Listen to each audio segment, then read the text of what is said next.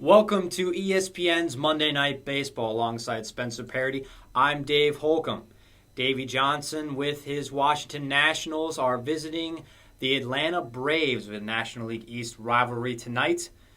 And Braves got off to that hot start to start the season at 12-1. Recently have fallen off the charts, but the Nationals hoping to break a 7-game losing streak against the Braves. Here's the Nationals lineup tonight. Span leading it off, playing center, and Worth moving up to the 4-hole after LaRoche has really struggled as of late, the first baseman, Adam LaRoche. Adam LaRoche, Dave, has been hitless in his last 26 at-bats, including 13 strikeouts. His average has dropped down 65 points, and Davey Johnson needs to make a change. Certainly a change that could pay dividends against a young pitcher. On the mound tonight for the Braves, Julio Teheran. This will be his 5th start of the season. 1-0 record, but his ERA is a little bit higher than the Braves probably would like. Yeah, and Dave, to go off of that, his last start he allowed 1 run on 8 hits in 7 innings while playing at Colorado. So we all know he's got the command, but he needs to chill, relax on the balls and strikes ratio, be confident, throw more fastballs. That's a start that he can certainly build off of. Of course, Colorado, known to be a hitter's ballpark as well. Yeah. All right, we're just about set for the first pitch. Here's the Braves' defense for tonight. Johnson Simmons on the left side, Ugla Freeman on the right in the infield, with Jared Lard being the battery mate for Teheran. And then in the outfield, the Upton brothers along with Schaefer playing in the replacement of the injured Jason Heyward. And Jason Heyward has been a key loss for the Braves so far. He is now the face of that franchise. And the Braves are going to need to have someone replace his productivity. Currently on the 15-day DL, so the Braves are hoping that he'll be back relatively soon. But the Braves got started on a 12-1 record this season. They are now 15-9, still in first place in the National League East, taking on 13-12 Nationals. And here's the first pitch. Ball 1 to start today's game. Denard Span steps in the young season. He's batting .278. Doesn't have a ton of pop, but a good leadoff man. Exactly, Dave. He's a guy that will get on base for you. He's a very patient hitter. And you know what? He's also a great fielder. He's got upside and a lot of range. The 29-year-old has played most of his career in the American League. Saw him on those playoff team Twins a few years ago. There's a strike on the outside corner.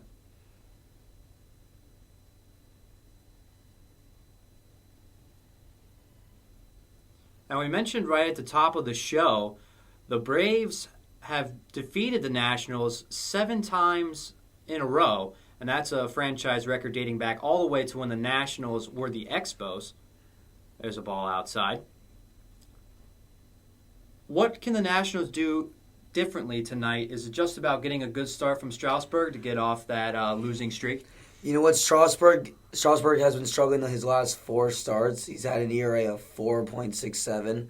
And, on top of that, they've only given him 6 runs. So the Nationals need to be aggressive and really attack Teheran, as he has had a high ERA and a high ball-to-strike ratio.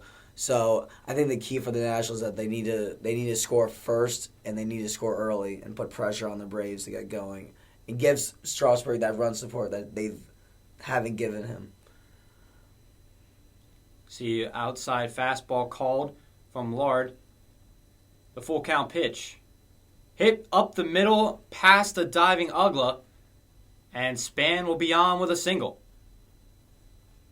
Great hit up the middle for Span. Took a fastball on the outside corner and just drove it up to center field. So Span, base stealer, can put pressure on the defense right away of the Atlanta Braves. Yeah, Dave, he leads the team in stolen bases with 4.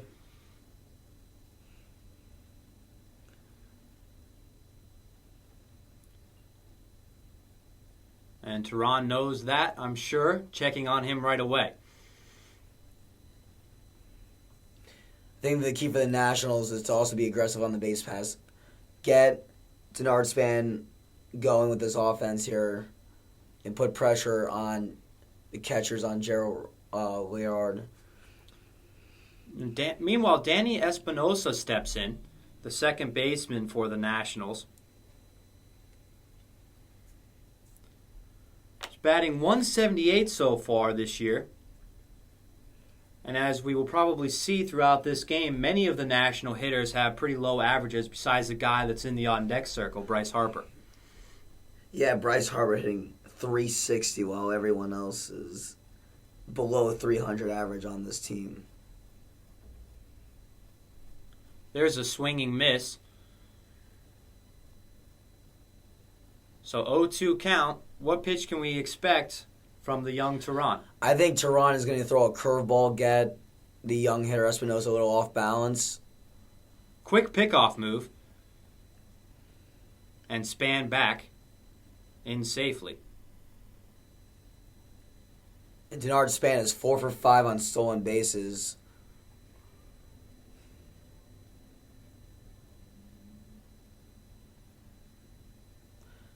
Goes with a fastball.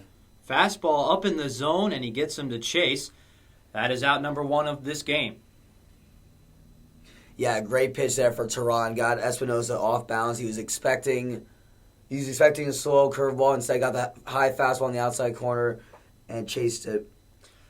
Now, Spencer, with a base stealer on first base, is it more likely that you throw a fastball on an 0-2 count to try and increase the likelihood of the catcher having a good pitch to throw down to second on? Does that at all affect your mindset of what pitch you throw 0-2? I believe that for an 0-2 count as a pitcher, that you have to be thinking that this guy on the base runner is going to steal. So, yeah, you would go with a fastball as you've alluded to before, to get a quick release to get the base runner out.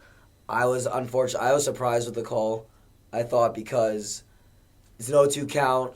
Not necessarily the base runner is going to run in that situation. Try to get the hitter off balance, maybe chase something in the dirt. And Teheran, a snap pickoff move, and Span is out. What a move by Teheran.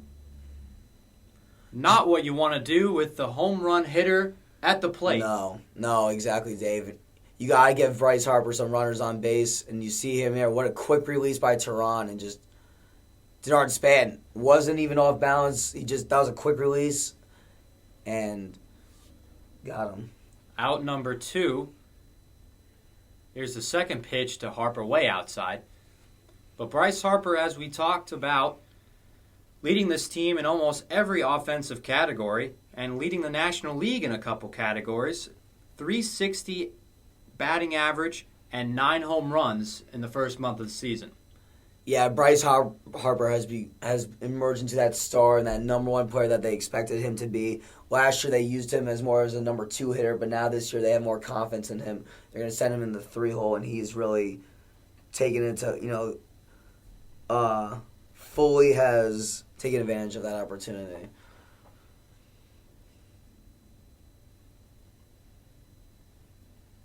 And Harper rips one down the right field line. That's going to be in the corner. It's going to be at least 2. Harper eases up, and he will easily walk into second base. I thought maybe he would think about 3. But with the double, that makes that pickoff move even more important. Right. You're right, Dave. Now that's a run that they've lost right there. Look at that fastball right over the plate. Harper, look at that quick bat speed, head on the ball, great swing. Pulls it right over the first baseman's head for a double. And that right there lost a run on that pickoff. That's Bryce Harper's 6th double of the season, raising his batting average, already leading the team.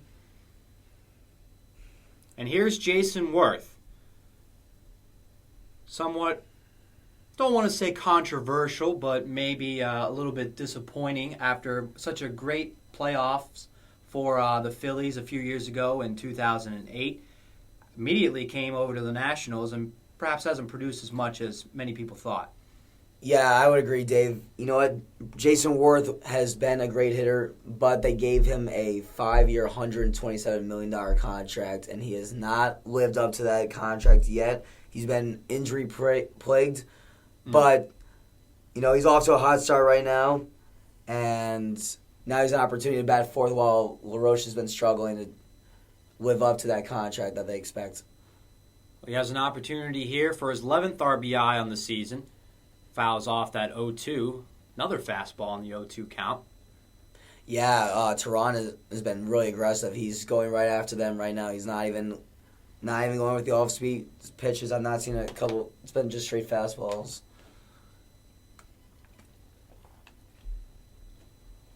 Harper leans from second. Definitely has a smile on his face. He's enjoying himself. The 0-2. Goes with the changeup finally. There's the off speed. And just misses outside, I'd say. Jason Worth in the past has been hitting leadoff for the Nationals. But since the struggles of LaRoche, they've moved downward back to the 4-hole. Also gives them the opportunity to have the lefty-righty matchups. Yes, yeah. As LaRoche now batting 5th, Harper at 3rd. It splits up the lefty-lefty combination, like you said.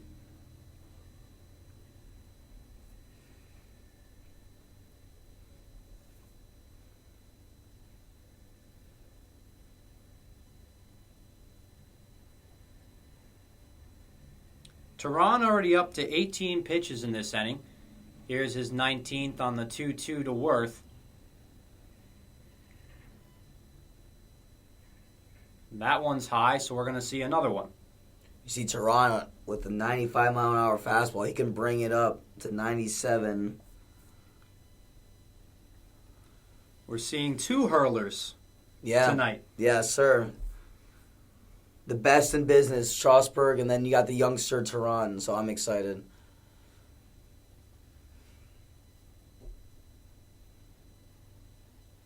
And Worth pops one up. Should be a can of corn for Upton in center, and he makes the catch to end the top of the first. So the Nationals get 2 runners on, but no one across the plate. Go to the bottom of the first, no score. Strasburg coming to the mound. Welcome back to the Turner Field for the bottom of the first. 0-0 score. So we take a look at Freddie Garcia and his lineup for tonight, the Atlanta Braves. The right fielder, Jordan Schaefer, leading it off. He's playing in place of the injured Hayward.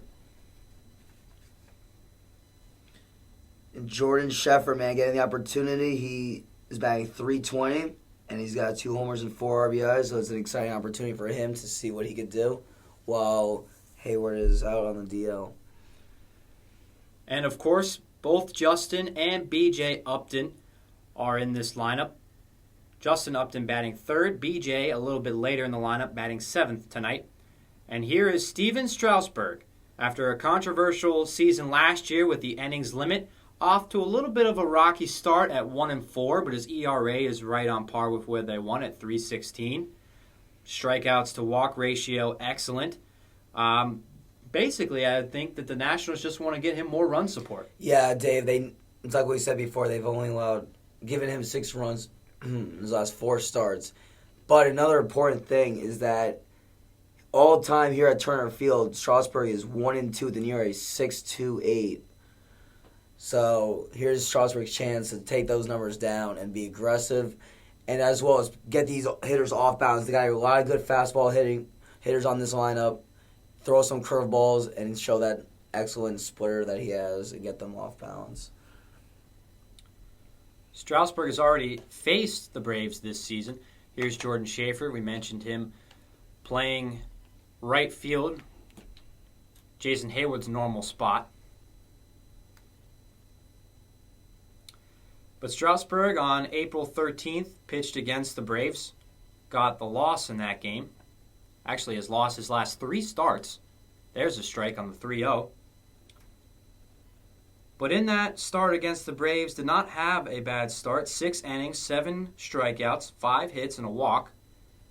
gave up 2 unearned runs, but only 1 run for him on his offense.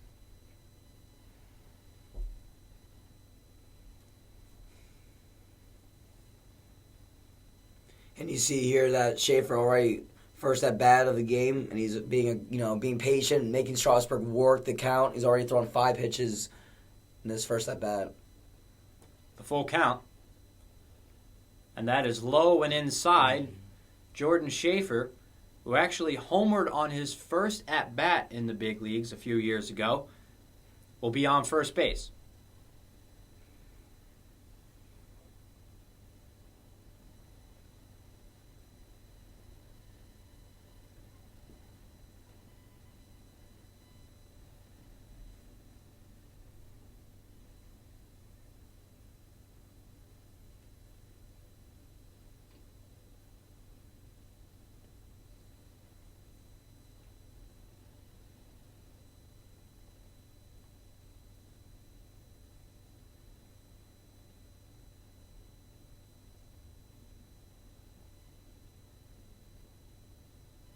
Stepping in now is Andrelton Simmons, the shortstop for the Braves. Yeah, Dave, the Braves have a lot of high hopes for this youngster from the farm system. He's been known as one of the top prospects in baseball heading into the season, so hopefully they have high regards for this guy.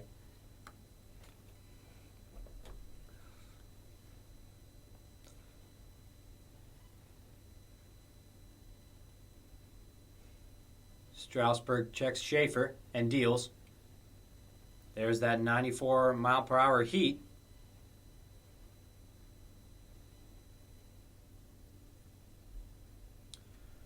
Coming in tonight, the Braves got swept by the Detroit Tigers. Actually, it was a 4-game series. This is a 4-game series against the Nationals. There's a curveball. Look at that right there, 79 miles an hour. But the umpire says he did not offer. 2-1 count. Now, the Braves have not lost 5 in a row since last May 21st through 28th, where they were on an 8-game skid. You see there, Strasburg's ERA in the first inning this year has been 10.69. He's got, and then through the second and fifth inning, his ERA is at 0. So the hitters have been very aggressive with Strasburg as they get their first look through him. But I feel like the Braves need to continue that approach. Certainly seeing a lot of swings and early counts today. Schaefer working a full count walk. And now Simmons 2-2. Strasburg trying to keep Schaefer close. We know that he's also a base stealer, just like Span was at the top of the first. And Schaefer goes, swinging miss, and he barely gets in there for the stolen base. Simmons does strike out, but the Braves get their runner into scoring position. Yeah, what a great pitch to steal on. Fastball on the way outside. Suzuki had to go across his body, make the throw, and Schaefer was in time. Great throw by Suzuki, but just Schaefer slides under the tag. So with their big guns coming up, Justin Upton to the plate, and Schaefer is in scoring position, threatening to add to that ERA that Steven Strasburg has in the first inning of games. And Justin Upton, what a hot start he has been. 12 home runs and 18 RBIs. He's fed very nicely here in Atlanta. Leading the National League in a few categories, tied for runs at 21 and homers with 12. First 2 pitches to him, off speed, count 1-1. Yeah, you're not going to throw a fastball early in the count here to Upton. He's an unbelievable fastball hitter. He could turn on that fastball in the inside corner. If I were Strasburg, you got to just keep throwing off-speed pitches to him. He's turned on a few this season. There's one that he hits opposite field. That's going to dink in. Worth has no play at home with the speedy Schaefer. He scores. Upton adding to his RBI total, and the Braves take an early 1-0 lead. So Upton on the fastball on the inside corner. He doesn't try to do too much. He doesn't try to pull it. Just takes it where it's at. Gets jammed a little bit and hits it over the second baseman's head for the RBI single. The replay of the fastball. Great inside-out swing for Upton. Schaefer had a generous lead at second base, easily scoring, no throw for Worth. And that brings up Freddie Freeman, first baseman for the Braves. Started the season on the DL, but returned about a week ago.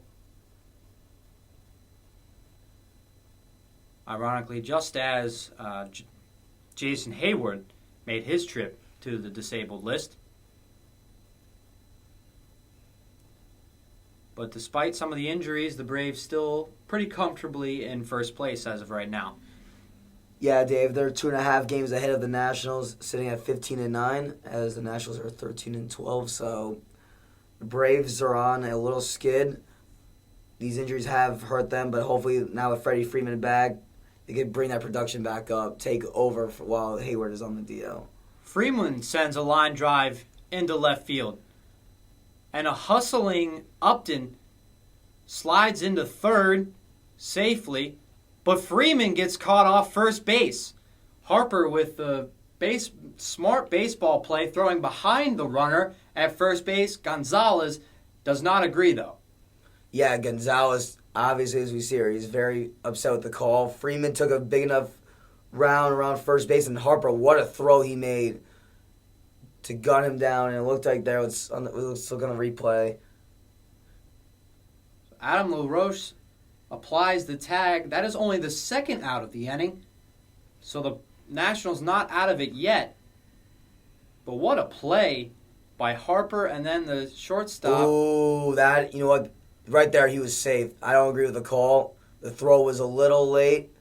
LaRoche had to come up and make the tag, but it appears that Freeman's right hand was already at the base. The tag applied to Freeman's foot as he's diving back into the bag. It's hard to tell, but it does appear that his hand might have been already on the bag.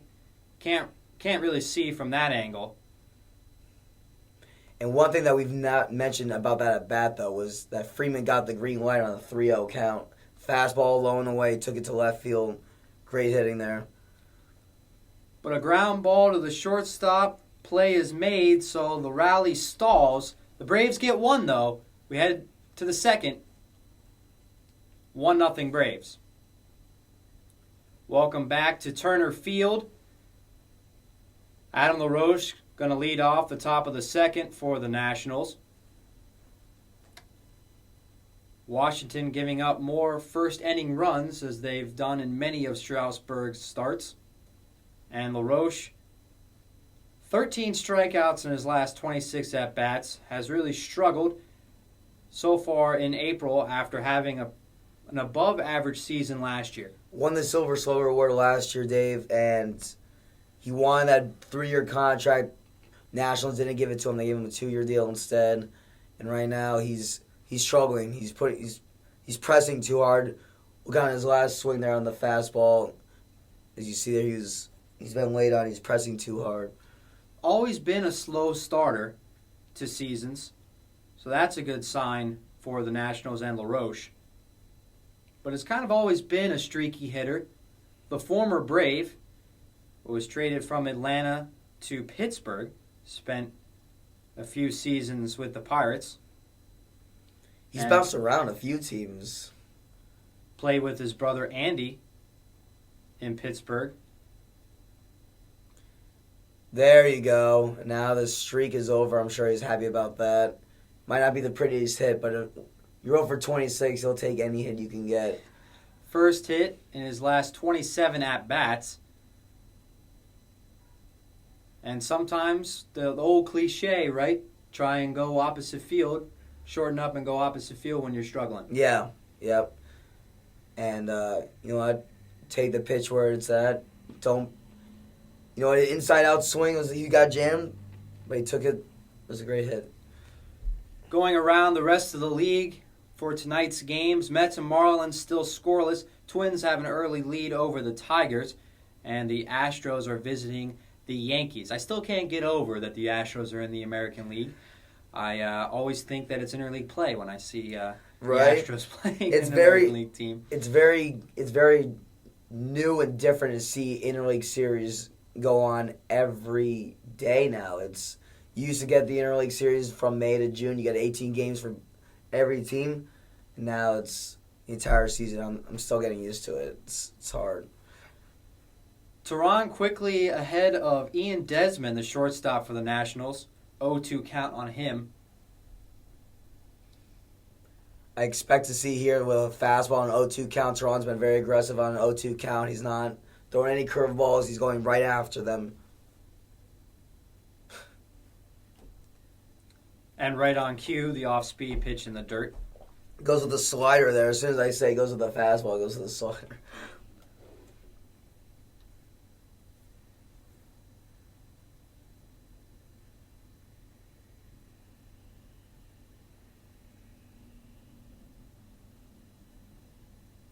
The 1-2. That one is hit to opposite field. Finds a hole.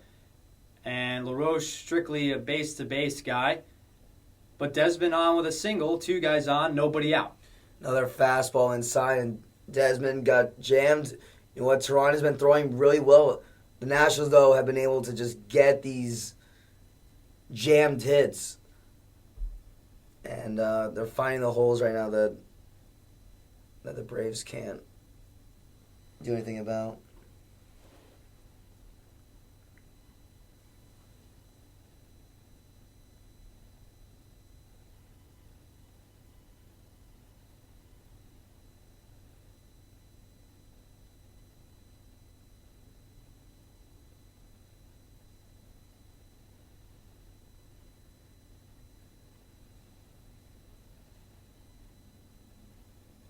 That'll bring up the lefty Chad Tracy, making just his 3rd appearance at third base this season. Listed as an infielder for the Nationals, the 32-year-old. Doesn't normally play, has just 23 at-bats on the season, hitting at 130, 1 RBI to his credit as well. This is a big at-bat here for the Nationals. He's got first and second with no outs. Tracy, who's been struggling on the year, needs to find a way to move those runners over, put them in scoring position here. And if you're Teheran, you know that the pitcher's on deck, and you have to be aggressive and get Tracy out. After that curveball missed badly, Lard found it necessary to go visit Teheran on the mound.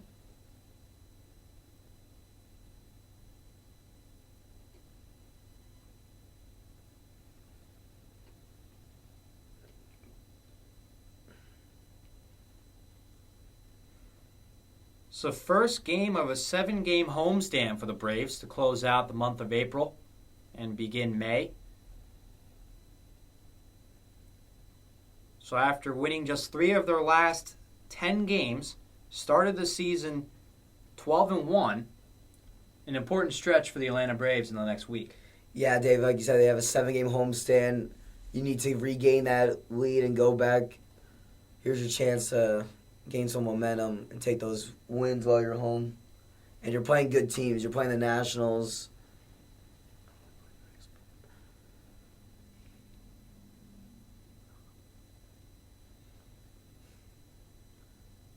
It's an important pitch here for Teheran. Got to be aggressive and throw a fastball here. And Tracy rips it into right field. LaRoche being aggressive, being waved home. And he is going to make it in, no slide. And the Nationals answer the Braves' run in the bottom of the first with their own here in this inning. Yeah, great hit by Tracy. Yeah, fastball on a 3-1 count. Right over the plate. Tracy drives it to right field, brings in the runner. Yeah, on the outside corner, just takes it and pulls it to right field. Schaefer with a decent arm, but that one not nearly in time for LaRoche. And one thing important there is that Tracy stayed on first base, so now you still set up the double play. And here's the catcher, Kurt Suzuki.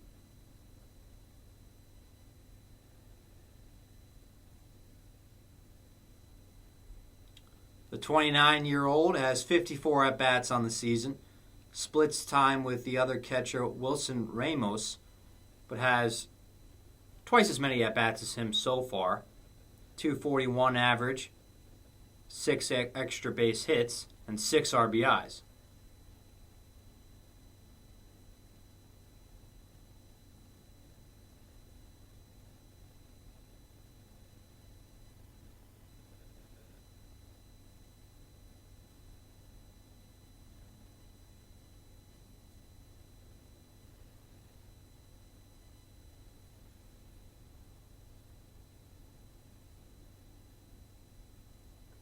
Ground ball finds another hole, the 4th consecutive hit for the Nationals, the 4th consecutive single, and another run will score. Washington takes the lead 2-1.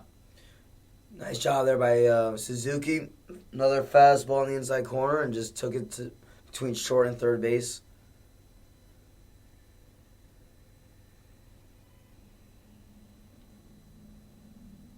As we take a look at the National League strikeout leaders, man, I'll tell you, since coming over from the Yankees, obviously there's other big names on that list. Adam Wainwright made a strikeout, the last out of the 2006 World Series. You have Clayton Kershaw, a guy that's going to be up for the Cy Young every single year. But A.J. Burnett. A.J. Burnett, what a start he has had, and carrying over to last season as well. It really was just he needed a new place. The New York media, the New York pressure really got to him. Now he's really flourished here with Pittsburgh. Now here's Tehran. We've kind of seen a common theme so far. Lots of heat, and in this inning, lots of singles. And exactly what I was saying before, the Nationals needed to be aggressive early in the count, and they've swung early with the fastballs. Steven Strasburg attempts to bunt. That one just foul as Lard tried to pick it up quickly and get the force at third.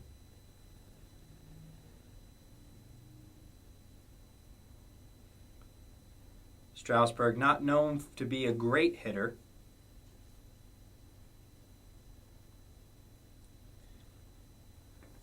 This will be huge if Tehran can find a way to Strasburg to either foul out or strike out without having to bunt. That one out of the zone. Strasburg has just 81 career at-bats. Does have a Silver Slugger award to his name. How about those 8 RBIs and a home run? I was very surprised that he won the Silver Slugger award, but he can hit for a pitcher.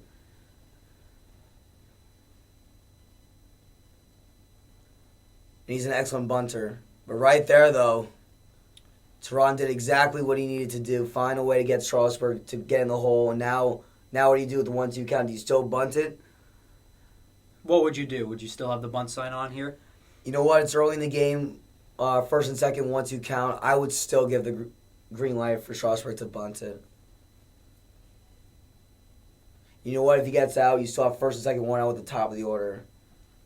The Braves expecting him to bunt. Infield in. He does attempt to bunt. And he ends up striking out. Double play. Can you believe that? Great throw from Lard behind the plate. The awareness to catch the runner sleeping. And there's the traditional 1-2-6 double play. I think the Braves drew that up perfectly. 1-2 count, exactly what we were saying before. Strasburg needed to bunt again. And Tehran did exactly what he needed to do. Still struck him out. And Joe Riara, what a throw he made. And look at that, one hop too, and still was able to put the tag on. Chad Tracy looked like he thought the bunt got down, was leaning towards third base, caught napping, and technically I think that is a 2-6 double play, yeah. Not 1-2-6. Mm-hmm. For our listeners at home keeping score. But we do go back to the top of the order. This is Denard Span looking at strike one. Singled in his first at-bat. But for the Nationals, you said the worst case scenario you get as the Braves, the best case scenario was to strike out Strasburg. They got a double play. You got a double play. Now you go for first and second, no outs to run on first with 2 outs with Span on. It changes things. Teheran did exactly what he needed to do. Got a double play out of that. And the quick tag by Simmons. Great play all around by both the catcher and shortstop.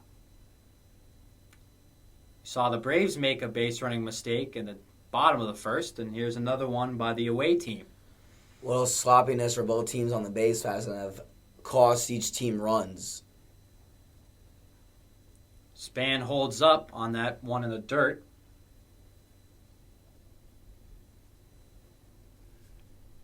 You see here, Teheran's already thrown 43 pitches through 1 2/3 innings. Take a look at this stat. Most runs, defensive runs saved by a shortstop. Man, they're really getting specific with On these the stats? these stats. I've not heard of that stat before, but that's a pretty impressive stat to be a part of. That's quite a list that he's along with, too. Simmons, the rookie. You know, I'm a fan of certain stats, the batting average, the RBIs, home runs, you know, maybe fielding percentage, but can only tell you so much. I'm not really a fan of the wins above replacement stat I'm still trying to get over the whip. Like, I'm about the old-fashioned stats, as you mentioned before. Runs, hits, RBIs, home runs, ERA. It's all we need to know and also appreciate for our defensive purposes, like assists. Because you could have a guy such as Manny Ramirez a few years ago who led the league in assists, but it's only because That short wall. there's the short wall where he plays, and he also teams continued to test him because his arm was not known to be one of the strongest. Yeah, no, when Manny would throw it, it was all arm.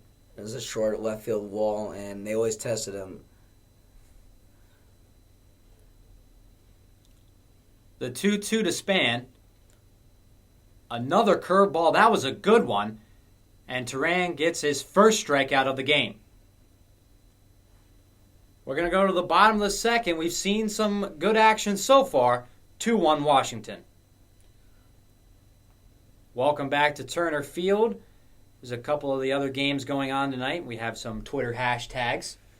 You can follow my partner and I on Twitter. My Twitter handle, DMHOLCOMB. I'm S-Parody, Paradis 024. So you can follow our nonsense all week long. Mostly tweet about sports and sometimes baseball. The 0-2, that one is high to Gerard Laird, the catcher for the Braves tonight.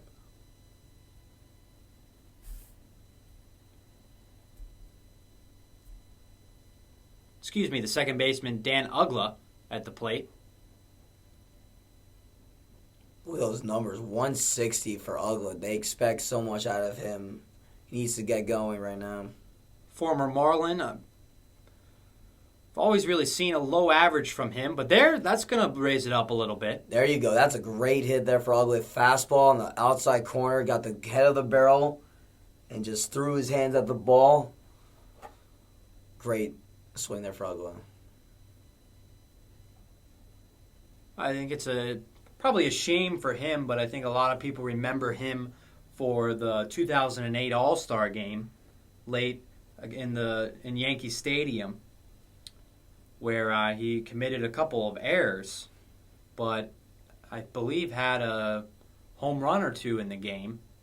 This is B.J. Upton, and on the first pitch pops it up to the outfield. Span making the catch, his counterpart center fielder. That was the same pitch he just threw to Ugla, and you see the difference between Ugla and Upton was that Upton had the top end of the barrel while Ugla had more of the bottom of the barrel. You see the difference there. As we go to our K zone, we're looking at Strasburg's pitches so far. Those first few really missing inside, perhaps overthrowing a little bit, Spencer? Yes, yeah. And right now you saw the stat. It said that of 7 batters he's faced so far for Strasburg, he's only thrown 3 first pitch strikes. So right now the Braves understand that, and they're letting Strasburg come to them. Well, we talked about Strasburg's struggles in the first inning of games.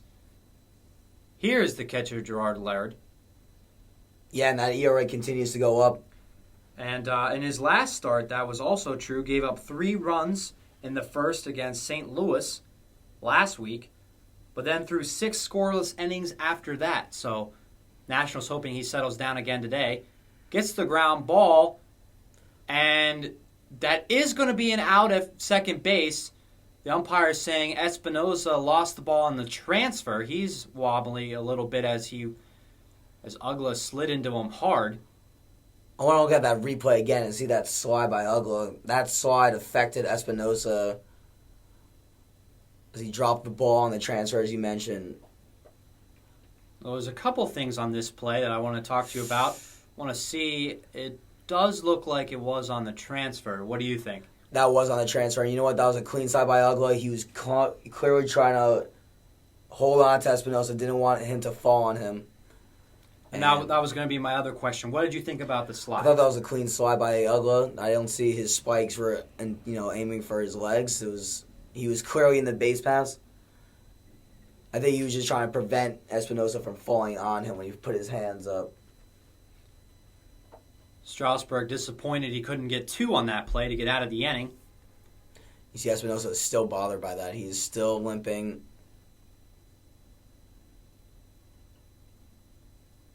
See the concern on his manager's face. But they do get the lead runner. Runner on first, and this is going to be the pitcher, Julio Teheran, but he is actually 3 for 7 this year in his 4 previous games. So he can swing the bat a little bit. Yeah, he's got a little pop for a pitcher, like along with Strasburg, excuse me.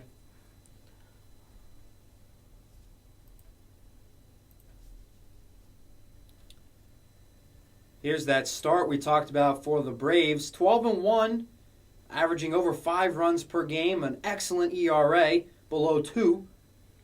One thing about this team, though, if you looked at the stats, the Braves as a team are not hitting well. They have a star-studded lineup, and their average as a team has been 240. Teheran strikes out to end the inning. Bryce Harper up when we come back. Welcome back to Atlanta, Georgia. A great place to watch the game. I think, Turner Field gets kind of a bad rep, or at least Brave fans, because of you hear about how they have sometimes struggled to sell out, even struggle to sell out playoff games, but still a good place to watch baseball. I'm surprised you said that because I always thought Turner Field was, when you think of Atlanta, you think of the Braves first. Like, Braves I thought were Atlanta's team. Turner Field has always been a great field. They've won, 15 consecutive division titles for the National League East? Spencer referring back to the 1990s into the 2000s. Yes. Yeah. And look at this new Braves team. It's still hard for me to see without Chipper Jones at third base. Definitely a new look to Atlanta. I certainly think that Chipper Jones is a Hall of Famer. Oh, yeah, no question. He was one of the best switch hitters that we've seen. And you know what? He stayed with the Braves his entire 19-year career. And the fans love him. He will always be the face of that franchise. First ballot Hall of Fame, I would say. Danny Espinosa drops one into left field, so he's able to jog to first base. Still a little sore from that slide from Ugla last inning. And here is Harper. And that was going to be my other question: is Chipper Jones worthy of a first ballot Hall of Fame? I would say he is. This guy hit 500 home runs. Excuse me, I believe he hit 400 around that area. 400 home runs. Played third base. He was a guy that didn't always get injured. He was on the field at least 130 games of the year. And one of the best switch hitters, like I said, I've seen play. I believe his home runs are around the 470, 465 total. If I'm correct, at 468, but somewhere around there. Yeah. So didn't quite reach the 500 mark, but still very respectable. Yeah. Harper swings hard, but a ground ball to first, and they're able to turn two. Freeman had to stretch out for that one, and Harper, the speedster, wasn't sure if they were going to be able to turn it, but did it with relative ease. Yeah, Freeman, not the best throw he got from Simmons, but he was able to stretch his legs out and go across his body and still make the grab. So that goes down as 3-6-3. Freeman with the assist and the last putout, stretching out for that last one. And you see there he was out. Freeman was still able to get his foot on the base while Harper was going.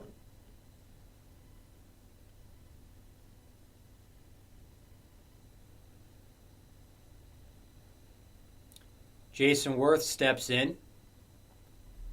He popped out to the outfield in his first at-bat.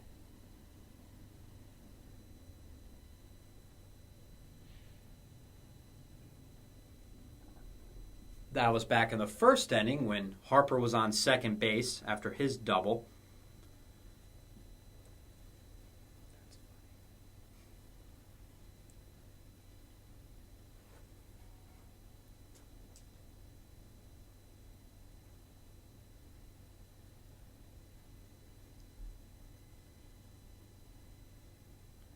That guy looks like he hasn't shaved since maybe the Braves championship in 1995. The playoff beard is still growing.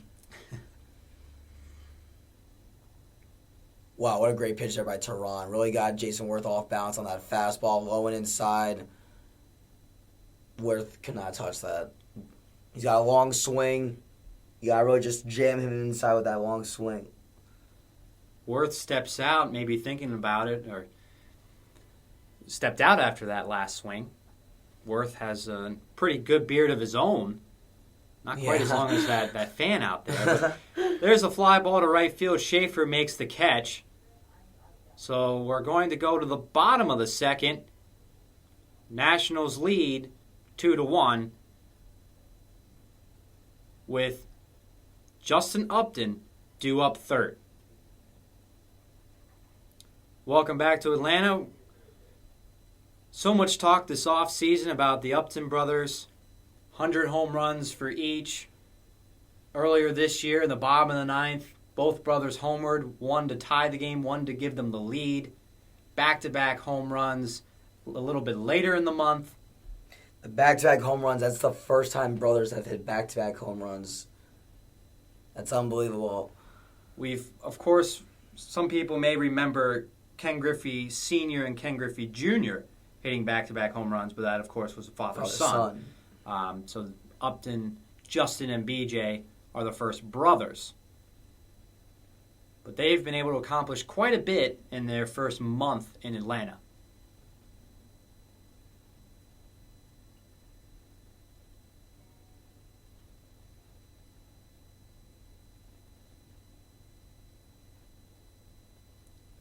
After we said that BJ Upton just signed a 5-year, $75 million contract. They expected him to be the center fielder and as well as Hayward, maybe the face of the franchise. But now you got Justin traded over. It definitely takes his pressure off of BJ and a little bit onto his brother.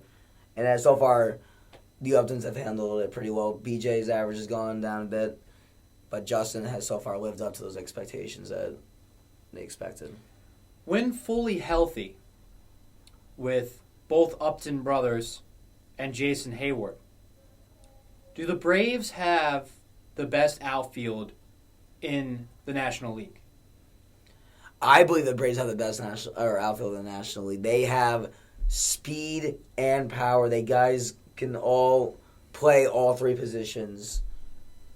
Hayward could be, like I said, when he's on the field, he led the league in assists last year. He is one of the best outfielders. He's got an extremely strong arm. B.J. Upton has the range. And Justin is very underrated as an outfielder, but he, as well, is a capable outfielder. Very good. Here's both Upton brothers before the game, warming up in batting practice. Seems like when we talked to them before today's game, how much they enjoy playing with each other here in Atlanta. There's a high fly ball deep to center, but that's going to stay in the park. Span makes the catch at the warning track. Wow, you know what? What a great job by Span. Saves a chance for the runner to go from first to second on the tag. What a great job covering the range for that as well as getting it in quickly. Simmons, of course, gave that one a pretty good ride to one of the deepest parts of the park here in Turner Field. So not quite deep enough. Now one out here in the third.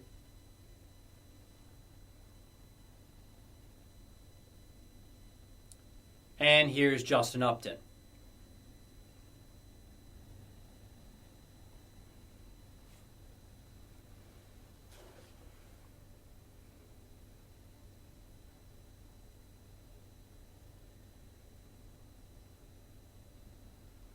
With a difference in averages between BJ and Justin. You got BJ Upton is hitting 150, and you got his brothers hitting 307, Justin. Another thing that sticks out to me actually about both brothers, BJ Upton,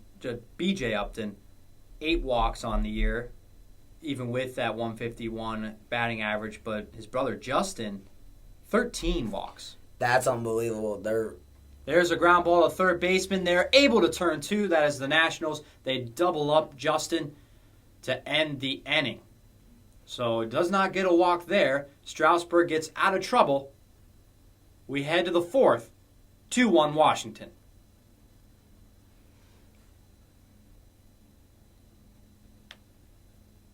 We're back here at Turner Field. Nationals with 7 hits already in this game. Are not known for their offense so far this season. And here is Chipper Jones, you mentioned before, 19 seasons with the Braves, 468 home runs. The first ballot Hall of Famer in our opinion. Chipper Jones, glad to see him in attendance tonight. Speaking of Chipper, there were reports earlier in this year that the Yankees were so decimated by injuries that they actually tried to call Chipper Jones up in spring training and actually get him out of retirement. Chipper said he's flattered for the offer, but he's going to stay retired. Good choice, I think. Yeah. I'm sure he's not regretting that choice right now. So are the New York Yankees the new Minnesota Vikings? Calling up retired players. Right? I mean, it's amazing how the Yankees are also such a hot start. That is true. It's true. And as curveball drops in, LaRoche does not like that. But the Yankees are not in first place right now, but are hanging in there. The Boston Red Sox off to a really fast start.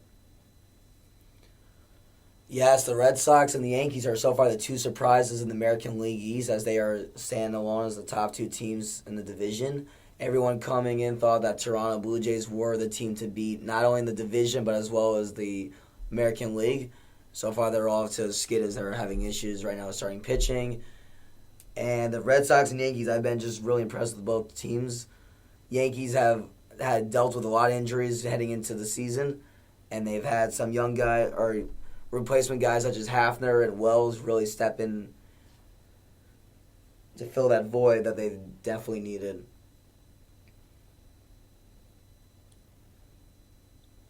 There's another low strike. LaRoche walking out of the batter's box.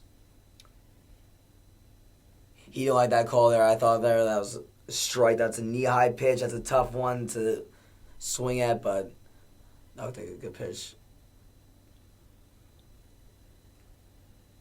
During LaRoche's at bat, we were taking a glance at those retired numbers and those pennants that Spencer, you mentioned before. There's a line drive to left, but it's going to be caught there by one of the Upton brothers.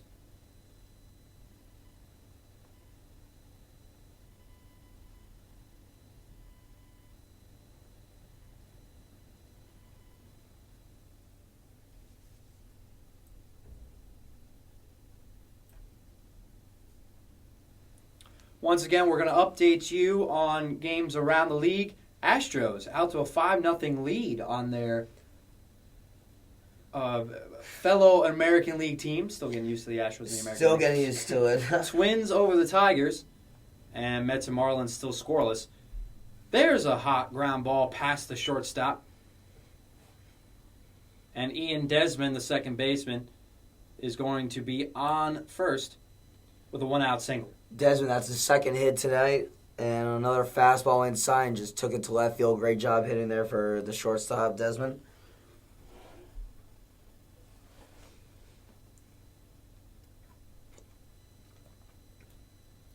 Here's a shot of the peanut gallery out in right field of here at Turner. I think that's where the true fans really sit when you go out to a baseball game.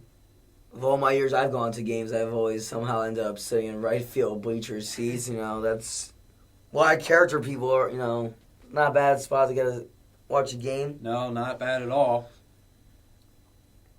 Here's Chad Tracy. And he has his second single of the day. Desmond going to stay at second. Thought about third. But here we are. The Nationals really have struggled offensively so far this year. We've talked about that at the top of the game. 9 hits so far in 3+ innings. They are being really aggressive. Like we said before the game started, that the Nationals need to go up early in the count and start swinging. Get Teheran to throw a lot of pitches, as we've seen here, so on 65 in just 3 1/3 innings. They've had 9 hits already, and they've all been hard hits. You know, some of them have been those, but they've all been on fastballs.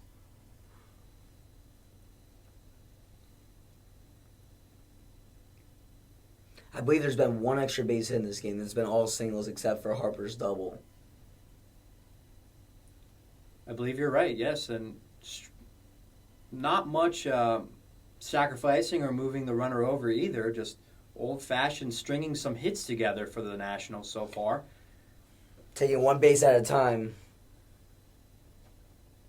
Which has become pretty hard in today's baseball, to string together 3 or 4 hits, especially at the bottom of your lineup in the National League. I was about to say, especially the National League. The lineups in the National League versus the American League, the 6 through 9 hitters are a lot different in the American League versus the National League. Excuse me, but the Nationals are, their bottom of the order has really developed, come through today. Nationals hit just .237 as a team coming in today. Suzuki hits a deep fly ball, but that's going to stay in the park. Gets to the track. Upton throws it in, but Desmond does tag from second. He goes into third. But Washington will need a hit to score a run here with 2 outs. And here we go. Return to the second inning. Could be a turning point in this game. And then here in the third inning, the Braves able to turn 2 double plays early in this game.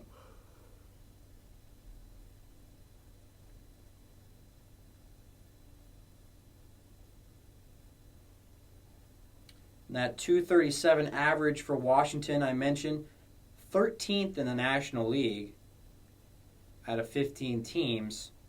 So near the bottom, and here's Strasburg. He's going to have to help himself out here with 2 outs. Now, I know that was only the first pitch, but I just don't understand why Teheran would throw with a slider on the pitcher. You got runners on base. Got to be aggressive. Got to pitch up like I just said. Just throw fastballs. There's the fastball in there for a called strike.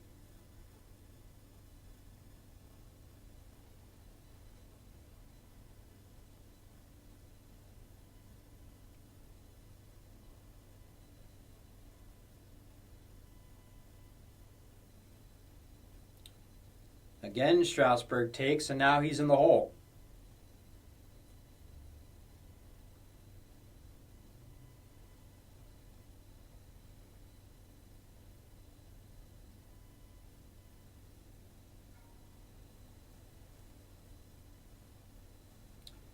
And there's strike three, just Turan's second strikeout of the day. But at an important stretch with runners on, we go to the bottom of the fourth, still 2-1.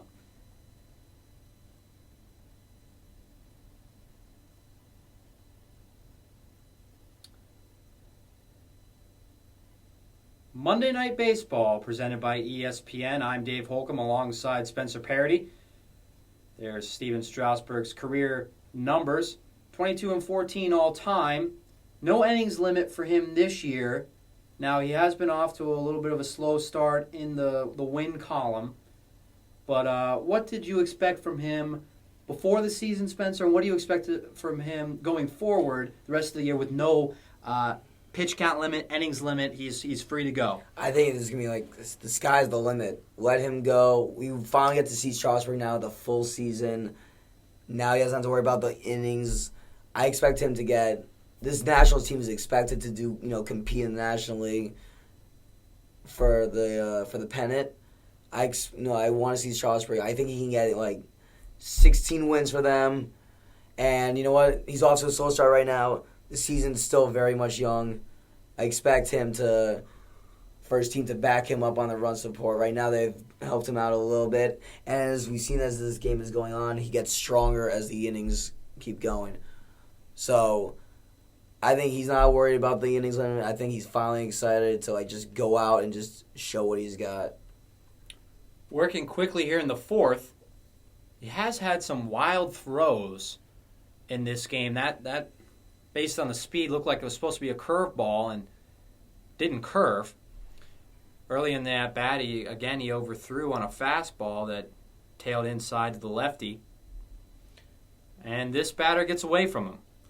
And you look at the difference in pitches so far. Strasburg's at 47 through 3 innings, and Turan was at 68 going through the 4th inning.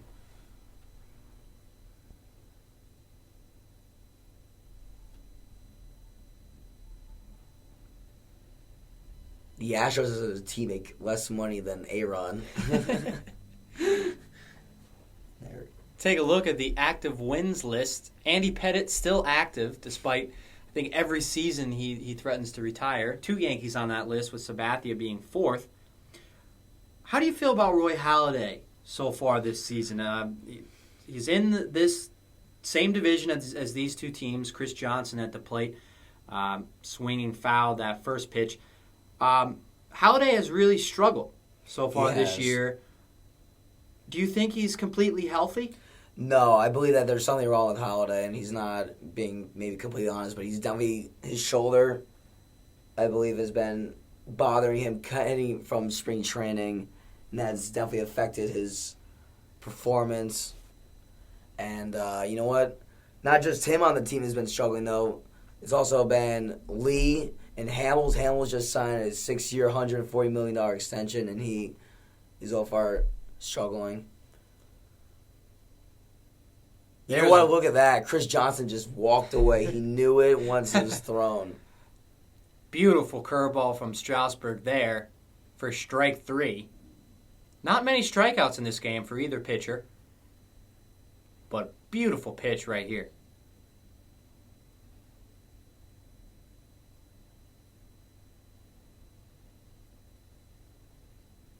See that ball just fall off the table. Yeah, I was about to say, I was watching his knees just get buckled on that. His reaction just said it all. He knew it was a strike, and there's nothing he could do about it. That was a tough pitch to hit. Great job by Strasburg. It's one of those 12-6 curveballs they call them. Chris Johnson, of course, one of the first replacements for Chipper Jones. See him in the stands today. Johnson playing third base. Before this game, one of the top averages in the National League at .387. Here's a guy that not really close to leading the National League in average, Dan Uggla. Did get a single to raise that average to 171. But really gets paid for the home runs and RBIs that he gets for the Braves. Yeah, he's a guy that's going to get you those 20 homers and 80 RBIs. But yeah, his average has always been around the 250 ballpark.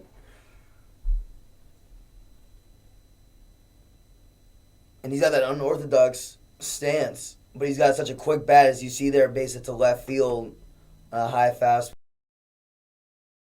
So another single in this game. We've now had to combine both teams 13 hits. 11 or 12 of them have been singles. Yes. I think 12. I've only seen one extra base hit, and that was by Bryce Harper's double, but it's all been singles. There's another fastball on the inside part of the plate.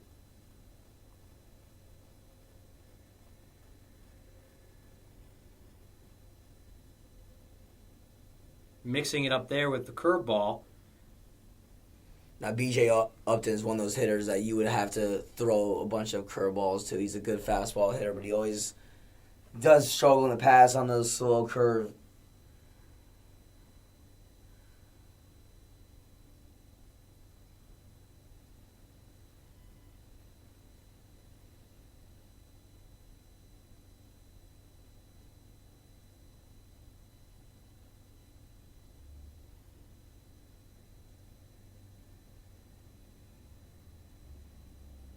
Oh, 2. Swing and a miss. Strasburg's second strikeout of the inning. Great job there by Strasburg. Another fastball, knee-high pitch. Really, with Upton's toe action, it's really hard for him to get a quick bat speed on that fastball right there.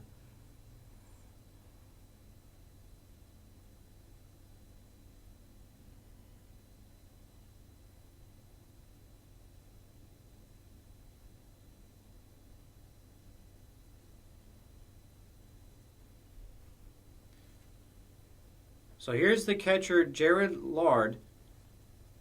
Looks at strike one. 2 outs now. 2 guys on. Braves trail by 1. Lard stepping in as one of the new starters behind the plate for the Braves. Brian McCann had been a cornerstone there for so many years. And there's a line drive up the middle. Freeman's going to try and score. The throw is not going to go home, but they are going to get Ugla, out at third. Did the run come across in time? What a throw there by the center fielder Span to get Ugla at third. So the umpires are going to have to get together and discuss this. They will count the run 2-2 heading to the 5th.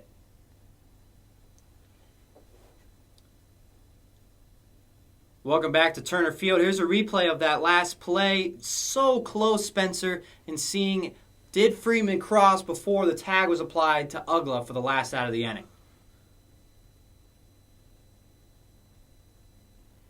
Ooh, he was out and the run shouldn't have counted. I agree with you. But then again, at the same time, it also looked like he could have been safe at third. Those were 2 close plays simultaneously. But it looked like the run should not have counted, though. There's been a lot of action on the base paths in today's game. And a couple of calls that could have really gone either way for the Braves. Back in the first inning, actually, Freeman was involved on that one as well, on the dive back to first. Looked like he might have gotten back in time. And there, Freeman scoring before Ugla crosses the plate. There's a sharp liner, but Upton able to get to it in center. That's BJ. Great job there by BJ there. We had that's a sinky line drive. Those are the toughest ones to read off of. And Upton read that one beautifully. Was able to get the ball.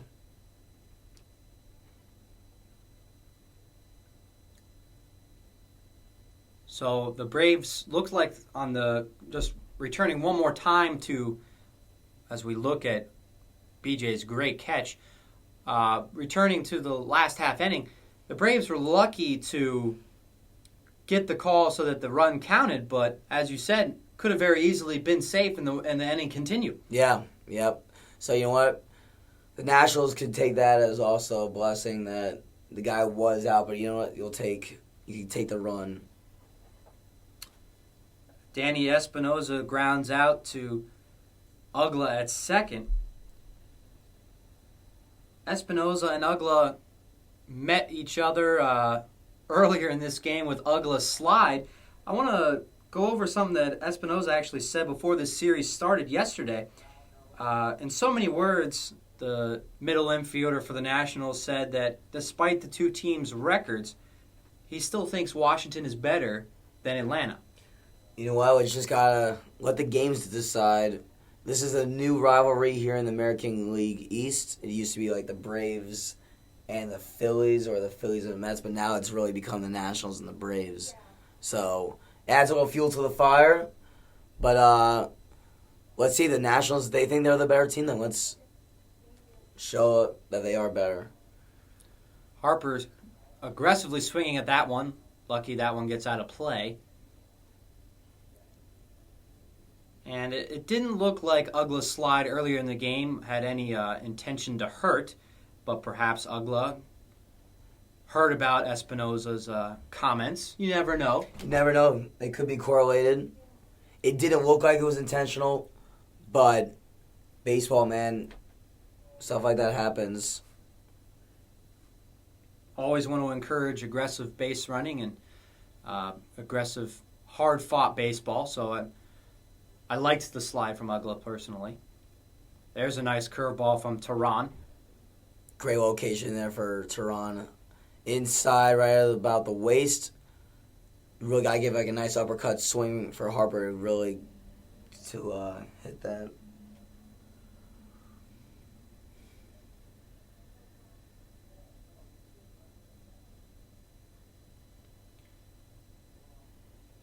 And it's kind of just a funny time for Espinosa to come out and say that quote, just to go return to it one more time. Here's a little highlight reel from Harper and one of his previous at-bats against Teheran. Led to a home run, one of his 9 so far this year. But as we said before, the Braves have won the last 7 games between these two teams, and ties a franchise record from when Washington was actually the Expos back in May to June of 1997 was the last time the Braves have defeated this franchise, Expos/Nationals, 7 times in a row. Harper, great swing, but just foul down the right field line. Harper's had a lot of good cuts against Teheran tonight. Been really impressed with his swings.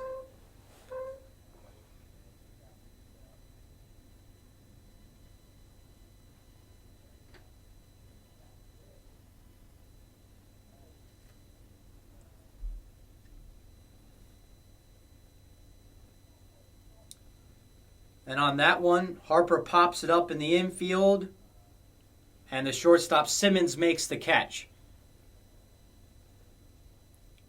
We're moving right along in this one to the bottom of the 5th, 2-2.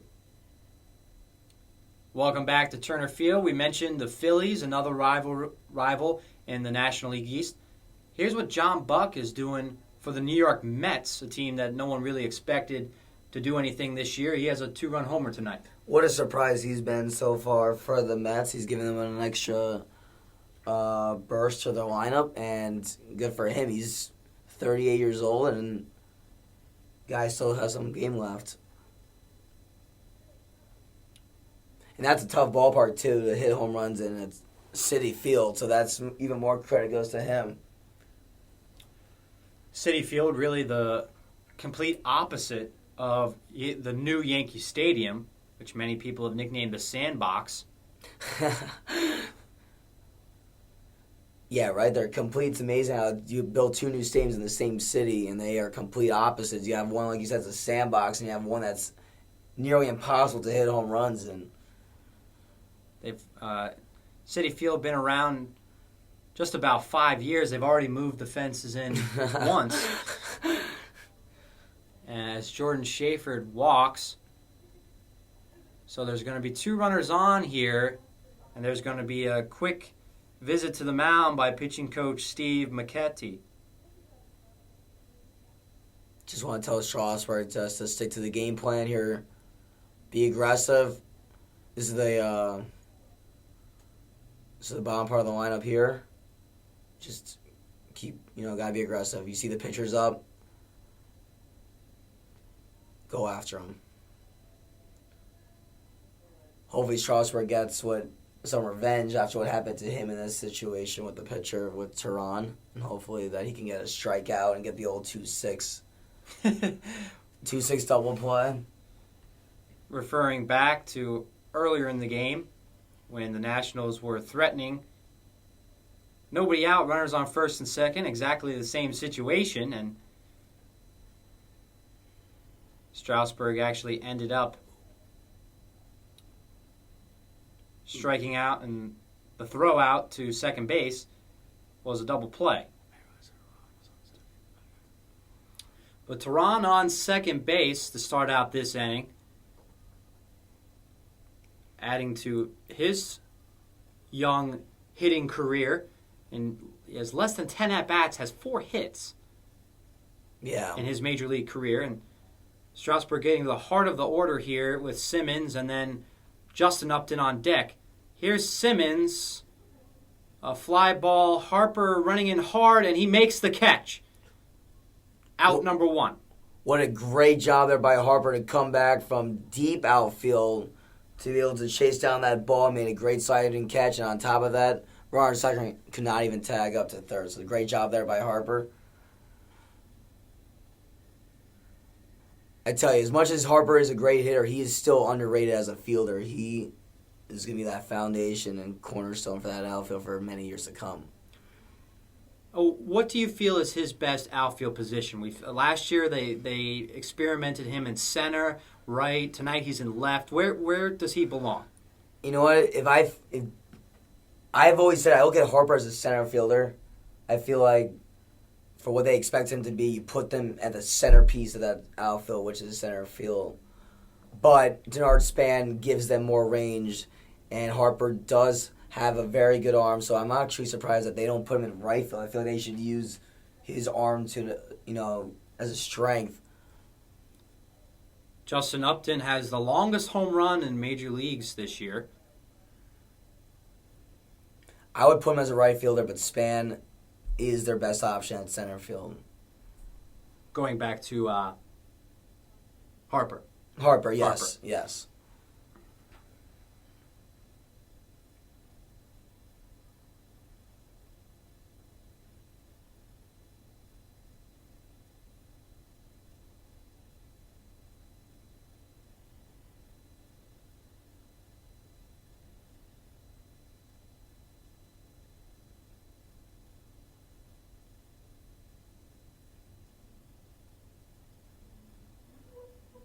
The 2-1.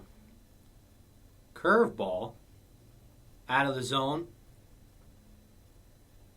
You have a 3-1 count here for Upton, and this is in his favor. You got to make Strasburg. He's got to throw a fastball here, but he knows that you got Justin up. You see his numbers, 1 for 10 with 3 strikeouts against Strasburg. That's including tonight. Good fastball there by Strasburg. Now, first and second on a full count. If you're Freddie Gonzalez, I would probably do the hit and run with Upton. Granted, he doesn't have good numbers against Strasburg, but get the runners in motion.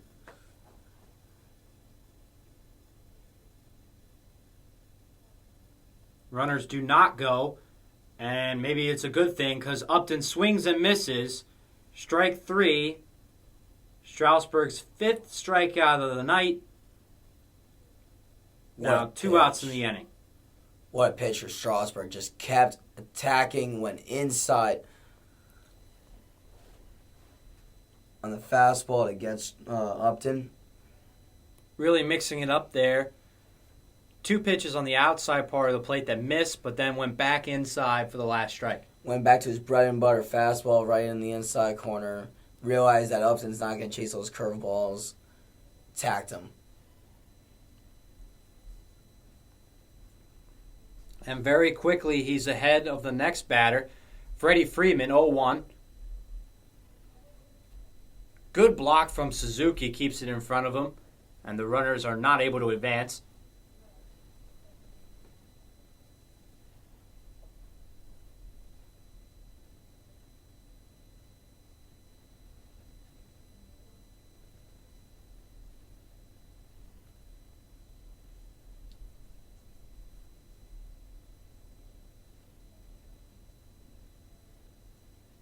That one outside.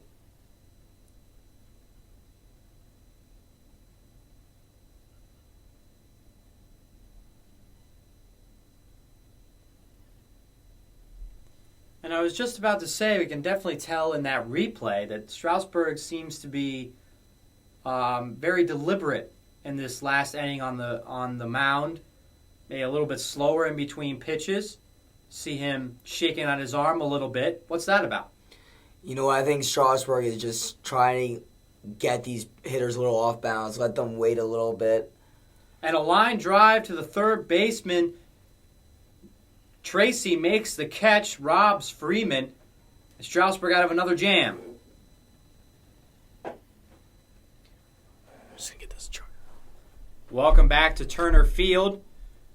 We head to the sixth.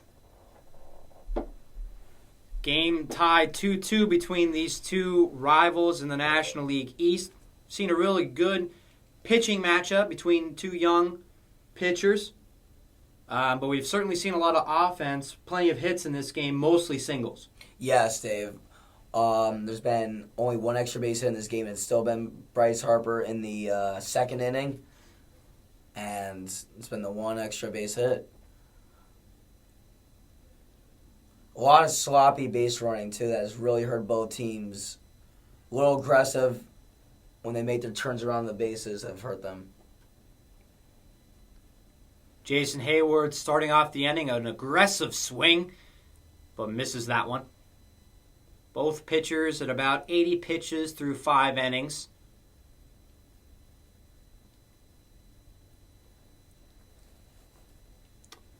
And Worth puts one back up the middle. That's his second knock of the game.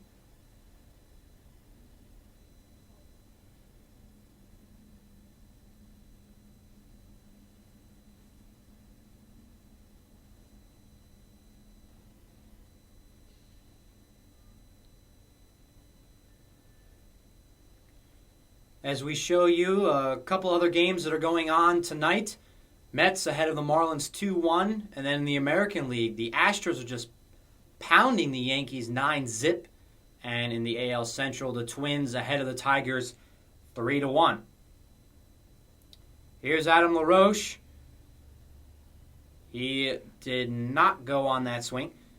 The umpire agrees with me. Good call there. It looked like LaRoche didn't turn his wrist over.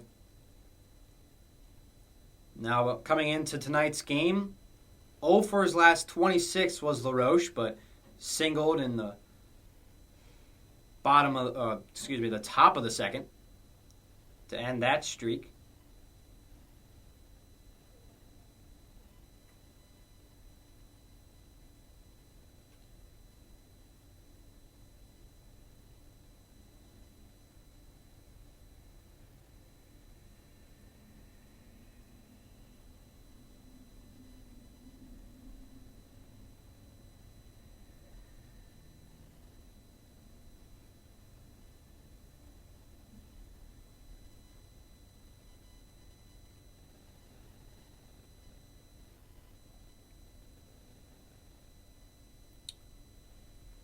We have some action out in the Braves bullpen. Jordan Walden warming up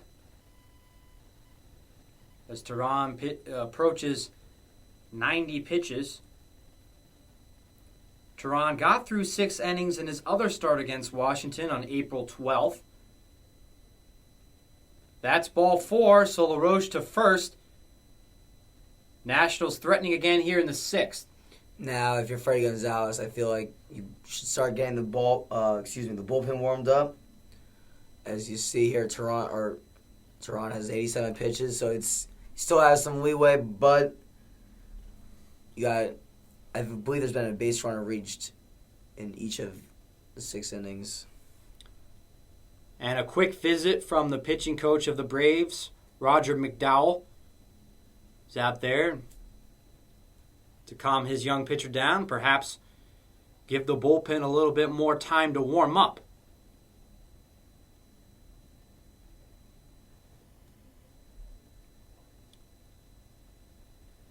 Tehran did not get a win in that game against the Nationals on April 12th. He gave up 4 runs, 3 walks, and 6 innings, got the no decision.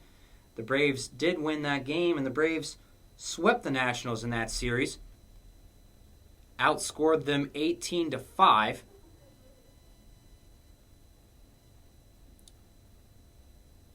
And as we've mentioned a couple times, Nationals have not beaten the Braves in their last 7 games against each other.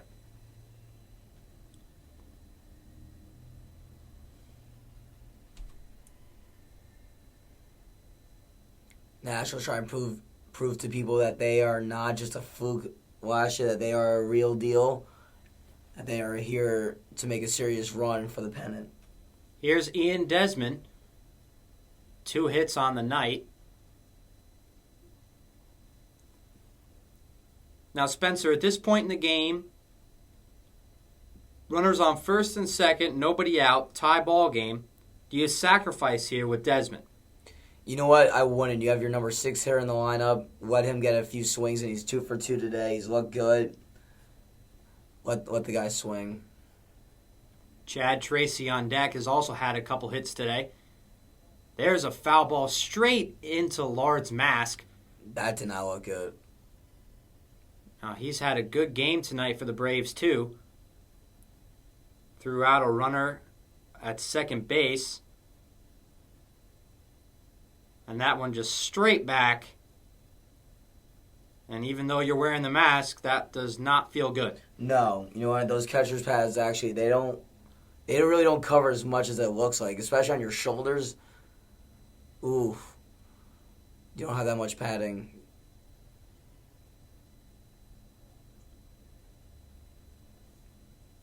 Manager Freddie Gonzalez out there with the trainers.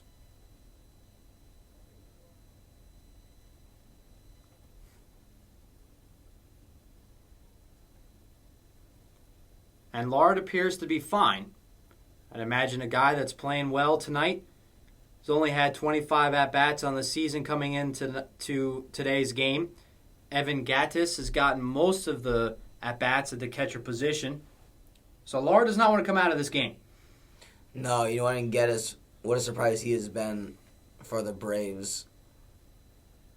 And Tehran comes back with the off-speed pitch, strike 3. That's his 5th strikeout. He gets Desmond to swing at that one. Out number 1. Great slider right there. Desmond completely thrown off by that. Expected a fastball and he was lost. He was not expecting that pitch at all. As you can tell by his swing, completely thrown off by that. Expected a fastball and didn't get it. But we will see a pitching change here. That's all for Tehran. Gave up 2 runs tonight, but he is responsible for the 2 on base. We're going to have a pitching change. We'll be right back. Here we are at Turner Field. Here's a little bit of what Prince Fielder has been doing for the Detroit Tigers out there. The Tigers taking on the Twins tonight in the American League.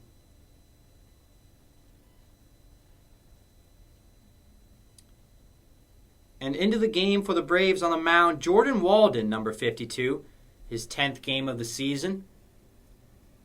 Has pitched just as many innings as appearances with a 2 ERA. His job right now just to keep the score as is. Yeah, you got first and second one out. You got Chad Tracy, the number 7 hitter who's 2 for 2 tonight. Freddie Gonzalez would love it right here if Walden can get out of this jam. Interesting move for Freddie Gonzalez. Normally, you would go with the lefty versus the lefty hitter. Chad Tracy hits just lefty and not switch hitter. And Gonzalez elects to go with Walden, the right-handed pitcher. Yeah, very surprised by the move. Didn't go for the lefty-lefty matchup. That's popped up, and that's just going to get out of play. Not enough room for Lard to make the catch.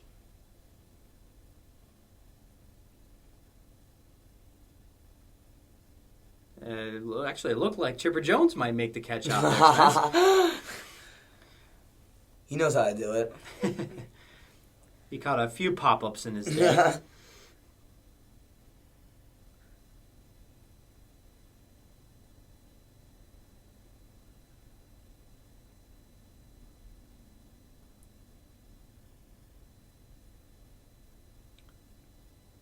Got on the changeup right there, man. Chad Tracy had no idea. Was not expecting that. Low and away and just didn't know what to do. And clearly outside. But look at the drop on that pitch. Pretty good changeup there, moving away from the left-handed hitter. It almost looked like it was a splitter, if anything. Exact same pitch makes him look foolish again. Nice job there by Walden to get the second out. So perhaps Gonzalez knew what he was doing. And with that pitch, splitter, change-up. Same exact pitch and same exact location. Running away from the left-handed hitter. Walden gets the out. Teran looking on to see if he can get out of this inning. And now Walden will face the right-handed hitter, Kurt Suzuki. Now Suzuki right here, this is a big at-bat for him. And for the Braves as well. You got Walden, you got the number 8 hitter, first and second, 2 outs. You don't have to be aggressive. You can pitch away from him. You can set the bases loaded for Strasburg. But you gotta be selective here. The Nationals have nobody warming up in their bullpen, so Strasburg will be hitting. So that could be a good strategy there to walk Suzuki to face Strasburg. But Strasburg, not a bad hitter. Not a bad hitter, you're right, Dave. Does have a home run in his career. And as we said earlier, won the Silver Slugger Award last year. Now, on that first pitch, I just wanted to reference Suzuki was not at all happy with that. And always would think the catchers know the strike zone better than anybody sitting there. But on the 1-1, he hits a fly ball to right field. Schaefer makes the catch. The Braves out of the jam. We go to the bottom of the inning. Tie ball game.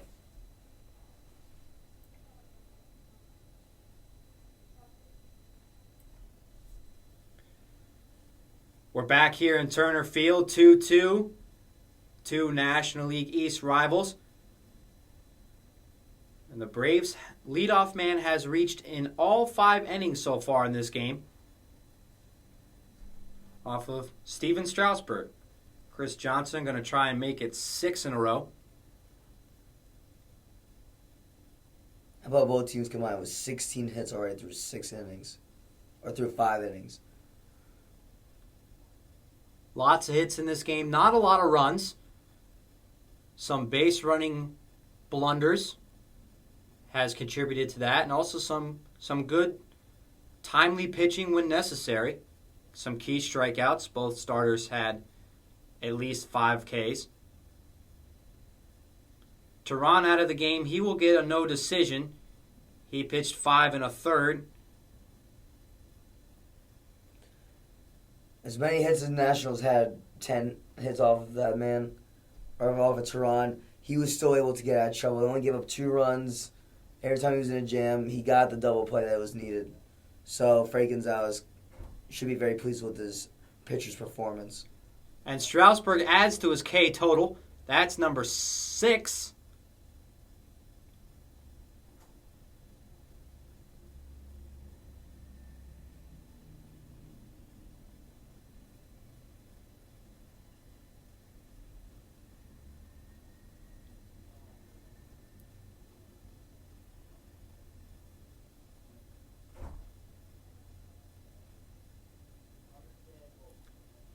That's going to bring up Dan Ugla, who looks at strike one.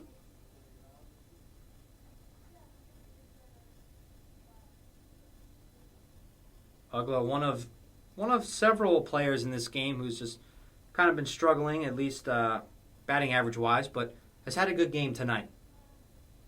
Yeah, Dave Ugla has a couple of singles today. He's looked. How about his numbers against Strasburg? That's the matchup tonight. 11 of 22 for 500 average. He knows how to attack Strasburg. 2 for 2 tonight as he looks at that nasty curveball from Strasburg.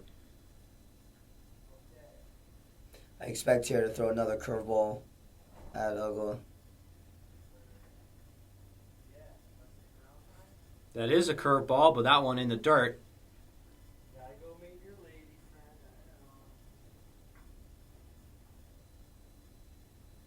Now with the 2-2, if I were Strasburg here, I go right at Ugla, throw the fastball.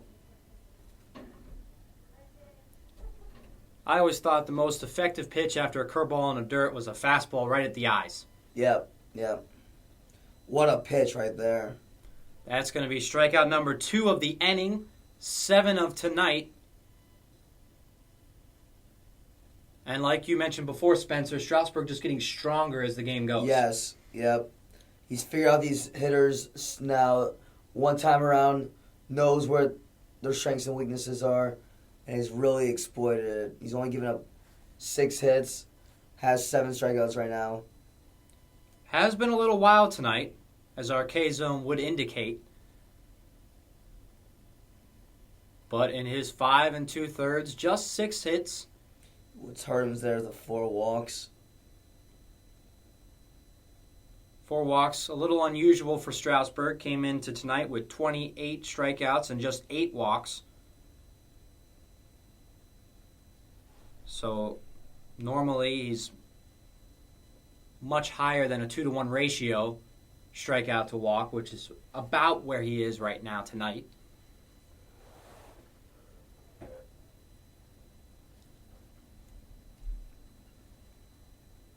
Suzuki calling for a low pitch here. And it's up in the zone, but B.J. Upton unable to handle it. And Strasburg strikes out the side. We head to the 7th. We're still tied 2-2.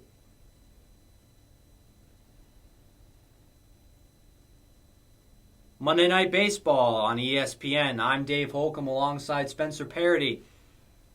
We got Washington Nationals visiting the Atlanta Braves here at Turner Field. 2-2 ball game here. There's a pitching coach, Steve McCaddy, perhaps the trainer, discussing with Strasburg whether he wants to keep going in this game. Actually, he will not continue going as we have a pinch hitter here. Steve Lombardosi, the switch hitter, young 24-year-old. And that's the end of Strasburg's night. He pitched 6 strong innings. Very pleased with Strasburg's performance. He needed that. I'm sure he's a little disappointed, though, that he could have used more run support and that he leaves with a tie ball game. So he will get a no decision tonight, just like Julio Teheran. I'm very surprised with the move. I'm sure Strasburg is too. He threw 90 pitches. I'm sure he wanted to go another inning. But top of the 7th, maybe it's time for a little spark in the lineup to get things going. It's unfortunate that his position in the lineup did come up to bat and to lead off the inning, so there's no chance of a sacrifice bunt. No.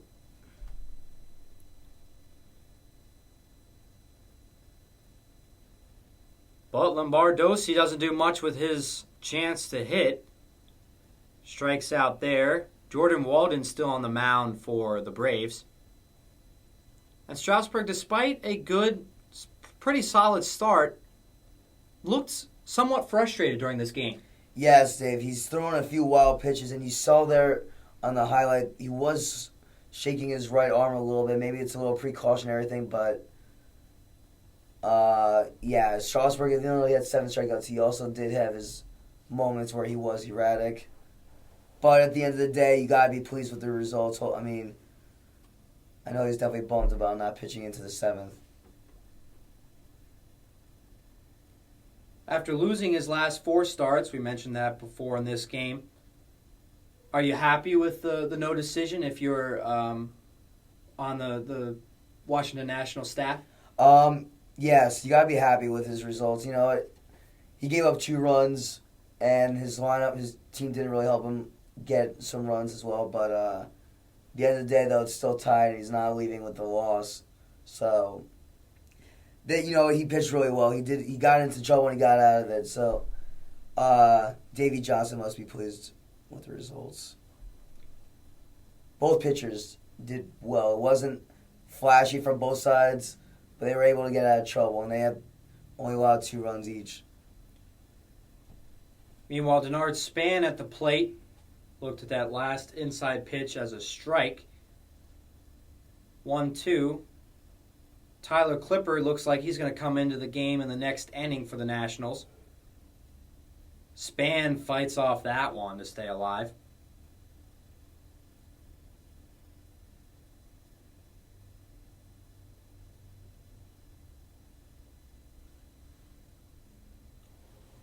Well, I'd imagine that even with a pretty good start, going 6 innings for Strasburg, the manager Davey Johnson and perhaps even GM Mike Rizzo might have to answer questions about why their ace came out with 93 pitches into the game. There is the GM Mike Rizzo, Executive Vice President of Baseball Operations for the Washington franchise, and of course manager Davey Johnson. They could always fall back on the point you made, Spencer, about the pinch hitter. 2-2, ground ball, and that's going to be thrown out by Simmons. Good play by the shortstop. 2 away.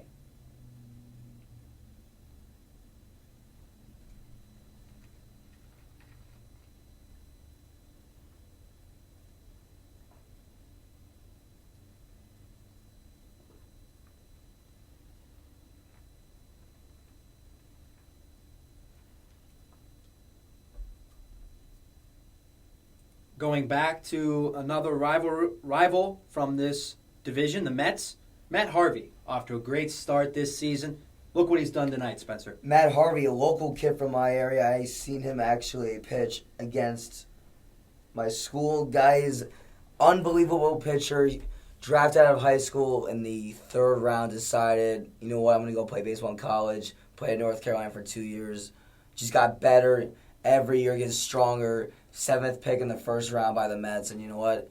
That guy's going to be the head of that rotation for many years. I've been very pleased with his results. He's a hard thrower. He's got nasty splitters we saw in those highlights, and his fastball is untouchable.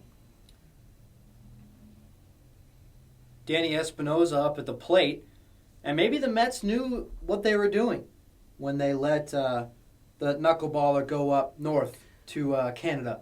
I've always said, you know what, I thought at the end of the day when the Mets made that trade, I think the Mets won that trade more than the Blue Jays won.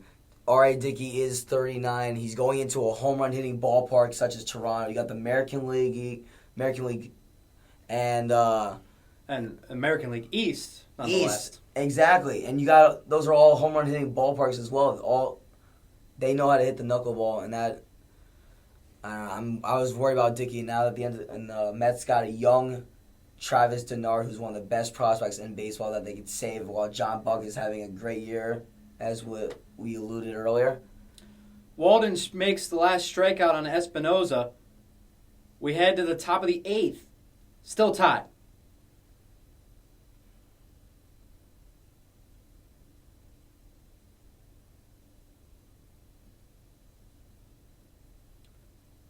Welcome back to Turner Field. Tyler Clippard entering the game for the Nationals on the mound. As we stretch here in Atlanta.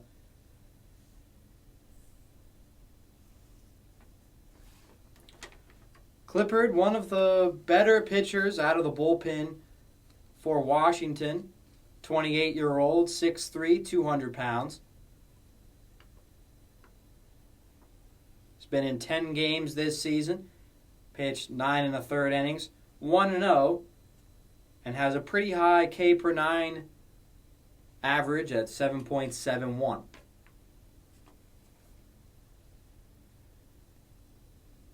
First pitch from Clippard, just a bit high.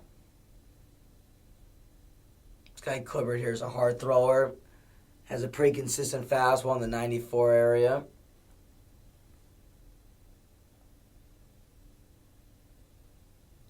Couple games going on for Atlanta tonight. See the Hawks taking on the Pacers in the NBA playoffs. So spring always a busy time for sports with the NBA and NHL playoffs going on through the month of April and May and into June. And baseball season, of course, getting underway. Monday Night Baseball here on ESPN. I'm Dave Holcomb alongside Spencer Parody. Here is the battery mate for Lard, Evan Gattis. We mentioned him before. He's played most of the games behind the plate for the Braves so far this year. How have they? How do you feel they've replaced Brian McCann so far, Spencer, in the young 2013 season? They've handled it really well. I mean, Evan Gattis has been quite a surprise story for them. He's only 26 and he's got 6 homers and 14 RBIs and just 72 at bats. And it's different. Brian McCann has been a 3-time All-Star, and he's won the Silver Slugger Award a few times. And it's weird seeing him not behind the plate, but I like these two young guys, excuse me, not two young guys, but I like these two guys that they have, and they're splitting time well. Infielder Tyler Pastornicky pinch hitting for Walden.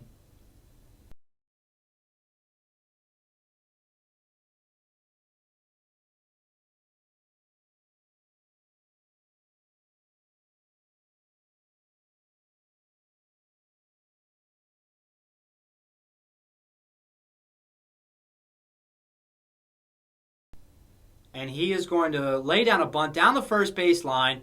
Beautiful bunt. Only play for the Roches to first.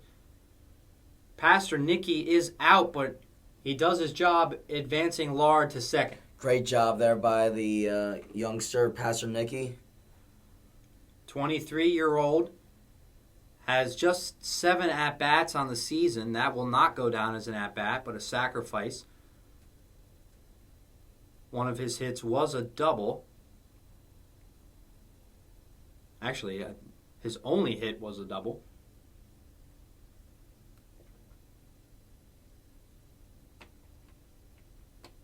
But that's going to bring up the top of the order. Jordan Schaefer up. Runner on second, 1 out here. Bottom of the 7th. Tyler Clippard in his first inning of work.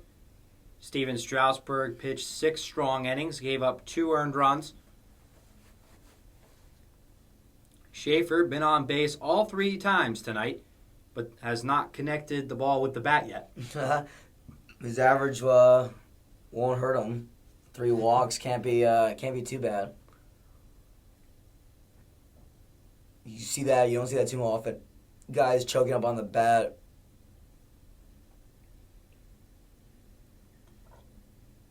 I always found it unfair that if you're in a hitting streak and you walk, say, 3 times and you're 0 for 0 and you break your hitting streak, is that really fair? That's not fair. You only get 1 at bat, and then after that at bat, it's like your hitting streak's over. That's not fair because you had the 3 walks before. That's tough because you can't redeem yourself. Right. One of the just tough things about baseball. If you're not getting good pitches to hit and you're getting rewarded with walks, don't think your hitting streak should come to an end. I agree. It's always a tough feeling. Like, did you have a good game? Yeah, you had a good game. Like, granted, you didn't get hits, but you got on base. Kind of a mixed feeling. Yeah.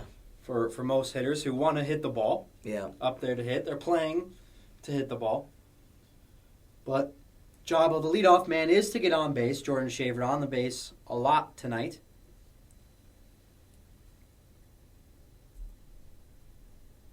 Has just 2 RBIs on the season, but could add to his total right here, as once again the fans here at Turner Field taking part in their brave chant.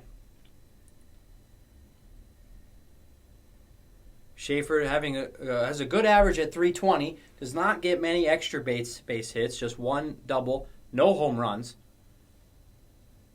Going to have to be a deep single to score Lard, the slow runner from second. That's strike two.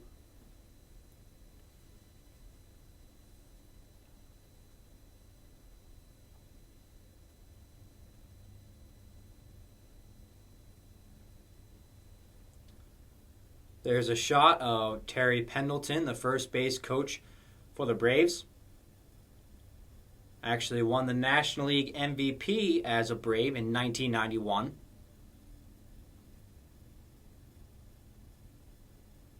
That pitch inside.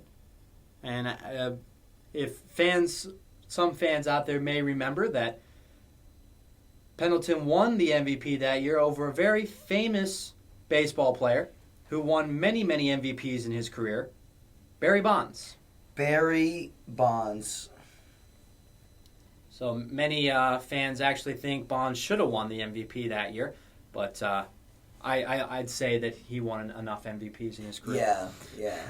That he's not missing that one.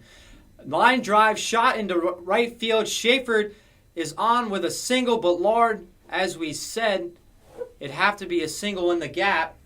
And the slow runner, Lard, stops at third. Runners on the corners, though, one out. And just another single to add to the total. Great job there by Schaefer. 3-2 count. Gets a fastball. That was a changeup. A knee-high pitch. And great swing there by Schaefer. His fourth time he's been on base. And he keeps his hitting streak alive. If he had one going. If you had one going. If he had one going, it would still be going. So the Nationals in another jam here. Strasburg got into a couple himself. Gave up just 2 runs. Aldrelton Simmons, the batter, the young shortstop for the Braves. Ideally, Clipper would like to get a ground ball here. Maybe avoid Justin Upton in this inning. Yeah. You got a runners on first and third. We'll love it here for a ground ball and just to get the inning-ending double play. You obviously, as a pitcher, you got to try to throw low, hopefully, create that grounder. But if you're Simmons here, you also got to be, you're in your favor right here, runners in scoring position. Make him throw strikes at you. Hitting coach Greg Walker. We spoke to him before the game, had a lot to say about this young Simmons shortstop, the 23-year-old. Hitting just .228 coming into this game and 79 at-bats, but the hitting coach Walker had plenty of good things to say about him. He spoke very highly of the shortstop. Knows that the season's season's young, and this is his first full year, and they expect him to be that star-studded shortstop that they think he can be. Good curveball, but no attempt from Suzuki to try and throw out Schaefer at second. Great jump. The Braves now have 2 guys in scoring position, and maybe more importantly, they have disrupted the double play. Yeah, they took the double play out right now, and one thing about Simmons, the guy for a young rookie, he knows... but he knows how to, he's very patient. He's got 8 walks already. He's third on the team in walks, and he knows that. You don't see that too often with rookies. Rookies are really aggressive hitters. They tend to strike out more than they walk. Aggressive right there. Fly ball to Worth. Lard going to try and tag. The play at the plate. The throw up the line a little bit. But Suzuki throws to third, and he is safe. Schaefer's safe. Everybody is safe. Lard scores the go-ahead run, and the Braves lead 3-2. Wow, what a play right there. Aggressive base running. Laird made the slide and was safe at home. I thought Worth was going to get him, but the throw was short and away from the plate. Suzuki really had to get off the plate to go get that ball. he actually, if anything, he could have saved another run if he didn't get that. And the play at third was also close. Suzuki with the awareness to get up and try and get the out at third. I'm surprised that play was so close. Schaefer was by far and away the faster base runner on the bases there. So I'm surprised that Worth wasn't going to be able to get alert. I thought for sure that if he gives him a good throw, the guy should be out. But it was a rough throw. And now it looks like they're going to appeal, and it is safe. They're actually appealing Lard, tagging from third. That's why Clippard threw it to Tracy, the third baseman, to tag that base. Have you ever seen an appeal work? Yes, I have. There's been times that I've seen them throw it to third base, and they've actually given the out. It doesn't happen too often. But when it does happen, you don't feel the best. Like, I should have waited. Right. And here's that play one more time to third base. Ooh, it looked like he got in there. The ball beat him. I really want to see another replay. Zoomed in. Looked like he was out from our angle. I agree. I also think that was really, really close call, but out. Here it is one more time from the opposite angle.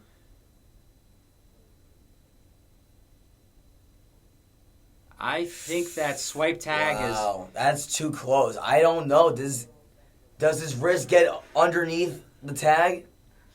Does his hand beat it?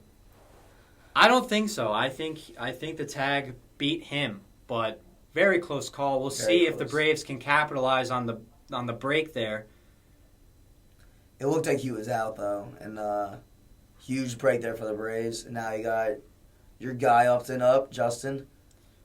Of course, the run would have scored regardless of Schaefer being out at third. The score still would have been 3-2. But Justin Upton has the opportunity to add to the lead here. I'm actually surprised that they are facing Upton. In this situation, you have a runner on third with 2 outs. You maybe want to walk him. Again, first base is open. But they are facing Upton, and now it's like you said, it's a 1-2 count. And I'm expecting a splitter. Freddie Freeman on deck, the left-hander for the Braves, if they would elect to walk Upton. Would imagine it with the 1-2 count, they wouldn't do that in this situation now. The 1-2. Goes with the fastball, and Upton strikes out. Very upset with himself. But the Braves do cross a run on the board. 3-2 Atlanta. What a great pitch by Clippard. Fastball inside, really just attacked him. Got him on that same pitch twice in that at bat. New pitcher for the Braves. They pinched hit Tyler Pastornicki the last inning. So here is the lefty Eric O'Flaherty.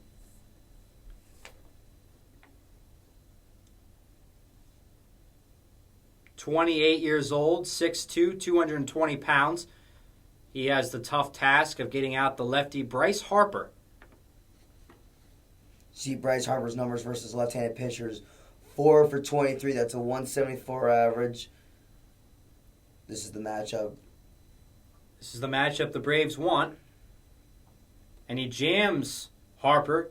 Grounder to Ugla. Out number 1. And O'Flaherty used to coming in to get out the other team's best left-handed hitters. This is his 12th appearance of the young season. Right there, got the first guy getting Harper out, jammed him inside. Now it's a little different. You have Jason Worth up. This guy loves left-handed pitching.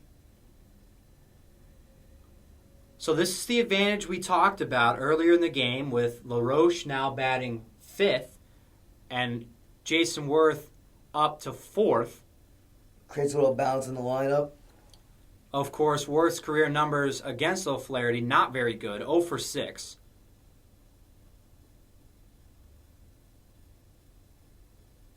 We've had a tight ball game tonight. Back and forth, the Braves took an early 1-0 lead. The Nationals immediately answered at the top of the second to make it 1-1 and actually took the lead 2-1. Braves answered a couple innings later and then took the lead last inning after several innings being tied 2-2. Atlanta up 3-2 right now. The pitch from O'Flaherty. Oh, and that fouls off Worth's leg. That does not look good right there for Worth. The trainer is immediately going to come out and look at him.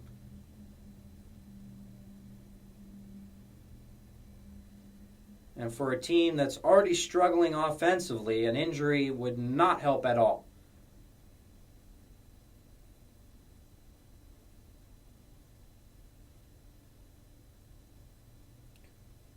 Right off of the knee. Wow, that has to hurt. There's no protection you could put up for up there. You have your shin guard. That's a tough spot up there. And I would think that things like that, although it doesn't look like it would feel good, it doesn't look like it would be a major injury either. But some guys have major injuries, broken bones from hitting foul balls off their legs. Yeah, I feel like Worth, judging on his body language, it looks like, it's just going to hurt him for the next day, but he should be okay. He's trying to walking off it right now, but I expect him to still bat. Manager Davey Johnson also showing concern for his 4-hitter.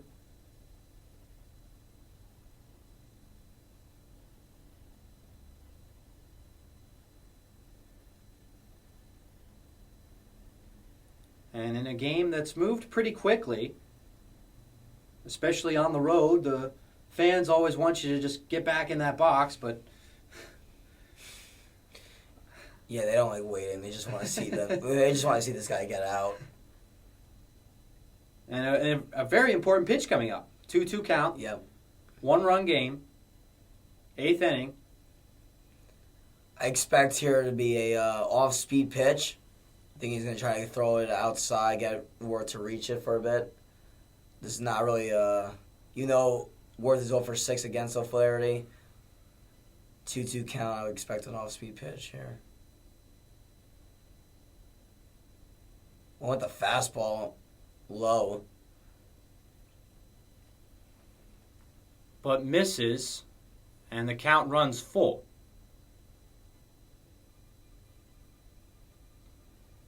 LaRoche waiting on deck.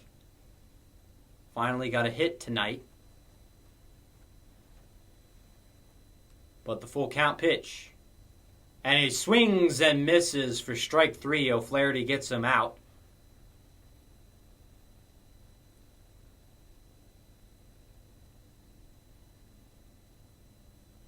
Two gone in the 8th.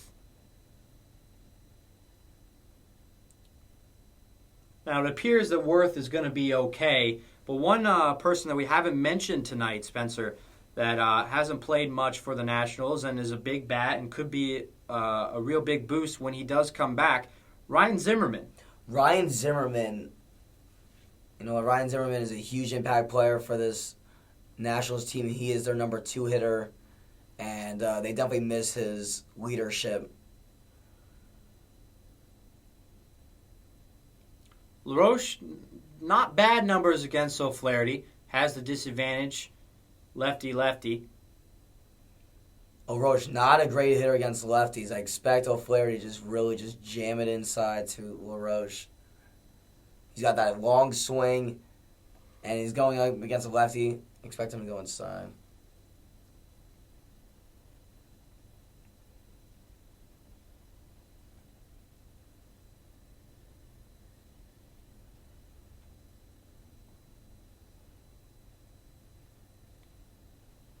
Quite an impressive resume for Davey Johnson. Has had 4 division titles with 4 different teams. I should say 5 division titles with 4 different teams. A World Series championship with the '86 Mets.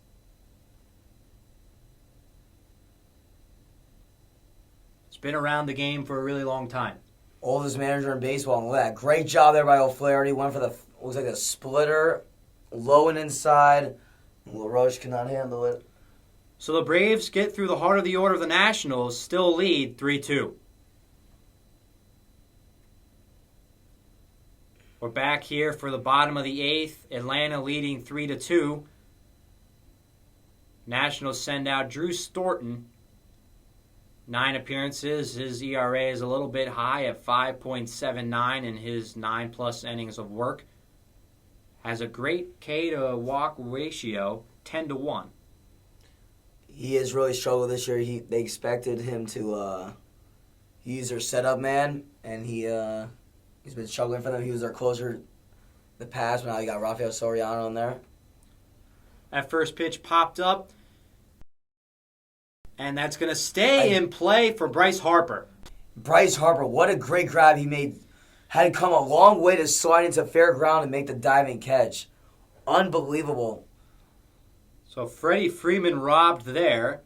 Would not have been a hit anyway, but was hoping that would go out of play. Look how far he has to come down to get this ball. That was no man's land. It was only him or it was going to bounce. Chad Tracy was in a bad angle, and Harper made an unbelievable catch. Basket catch, too. Basket catch. I tell you, I'm impressed with Harper's fielding abilities more and more each game. Seems like he gets more and more comfortable each game. Yes. Watching him early last season at this point in time in 2012, I don't think he makes that play a year ago. No. Of course, we all know who's warming up in the Braves bullpen. Craig Kimbrell, one of the deadliest closers in the league the past couple of years. 0-1 from Storton.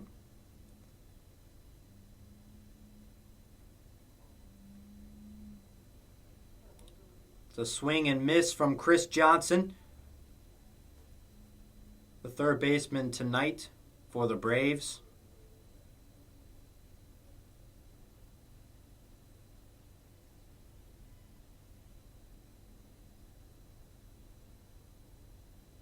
Good block from Suzuki. I like the call, get him a little off balance, 0-2 count, throw a splitter. Was expecting a fastball, but it was away and chose not to swing. Good eye.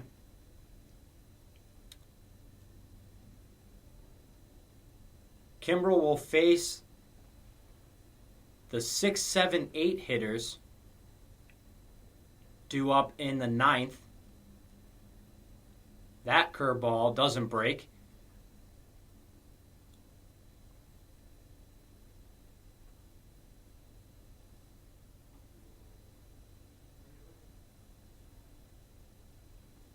Expect to hear a fastball in the outside corner. Get Johnson to reach for it.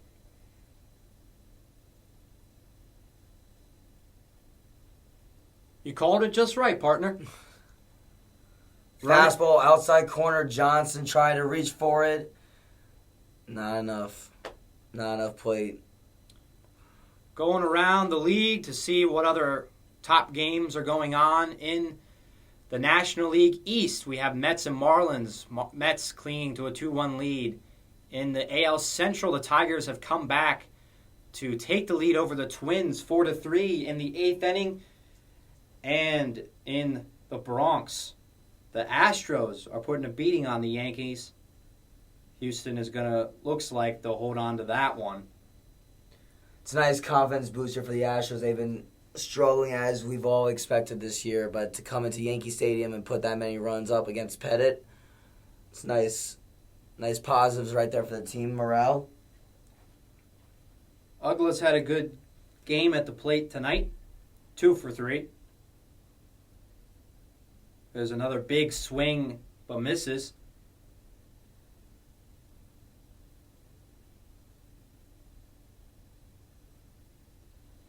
Braves 3 outs away from extending their winning streak over the Nationals. to 8 straight.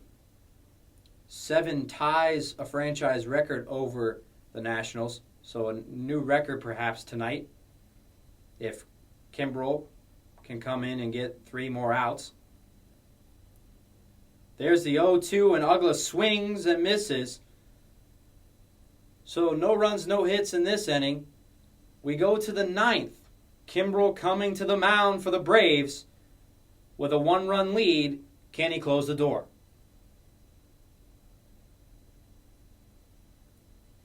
We're back in Atlanta, Turner Field. Braves over Nationals 3-2. And Kimbrel coming to the mound. Is this game over, Spencer? My opinion, game is over. Yeah, the 6, 7, 8 hitters, though. Desmond obviously needs to get on base and start things up for the Nationals here in the 9th inning. But Kimbrel, he's one of the best coaches in the game. He's going to attack each hitter. Throws some deadly heat. He actually has blown a save this year, so we shouldn't jump to conclusions with just a 1-run lead. Look at those numbers for Desmond against Kimbrel. 0 for 7 with 6 strikeouts. That right there, that is the matchup in Kimbrel's favor here. He obviously knows how to attack Desmond. He's gotta find a way to get on base.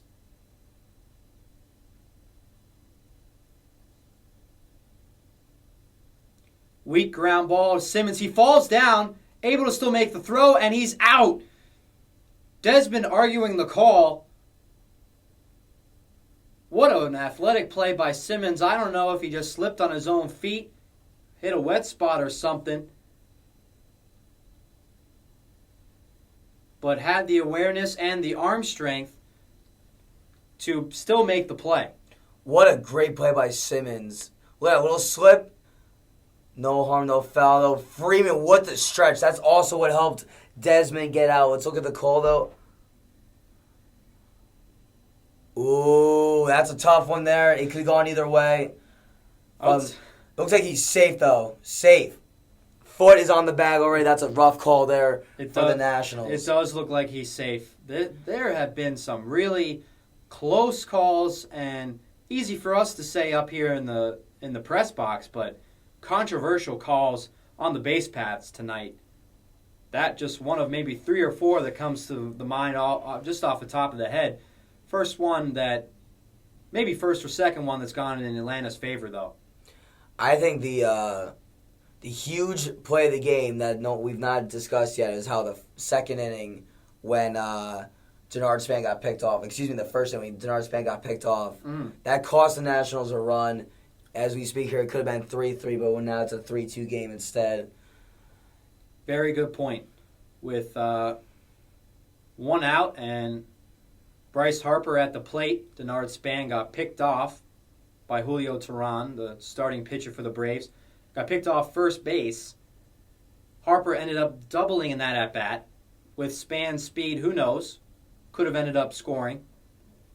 Could have changed the whole game, at least could have made it 3-3 at this point. But instead, Chad Tracy swings at that awesome curveball. 2 outs now in the 9th. What a nasty curveball. You look at it, if you're from Chad Tracy's point of view, you see it's like about up to your shoulders, and then before you know it drops down below your knees, and you are completely thrown off and off balance by that. Coming up next, baseball tonight. We'll have all the recaps of this game and all the other games around Major League Baseball. Braves 1 out away from extending their winning streak over the Nationals to 8.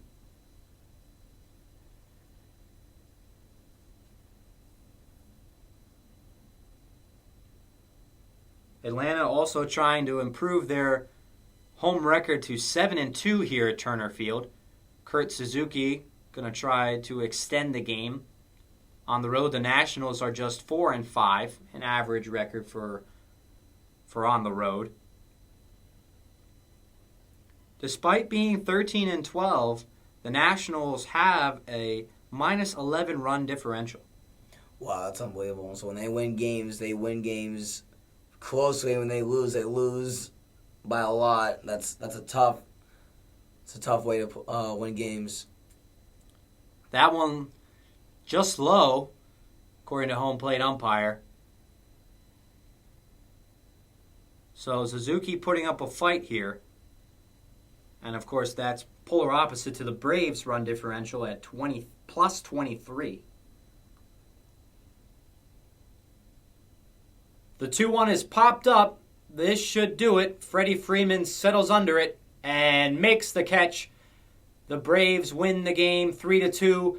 Kimbrel comes in to get the save. Strasburg, the no decision.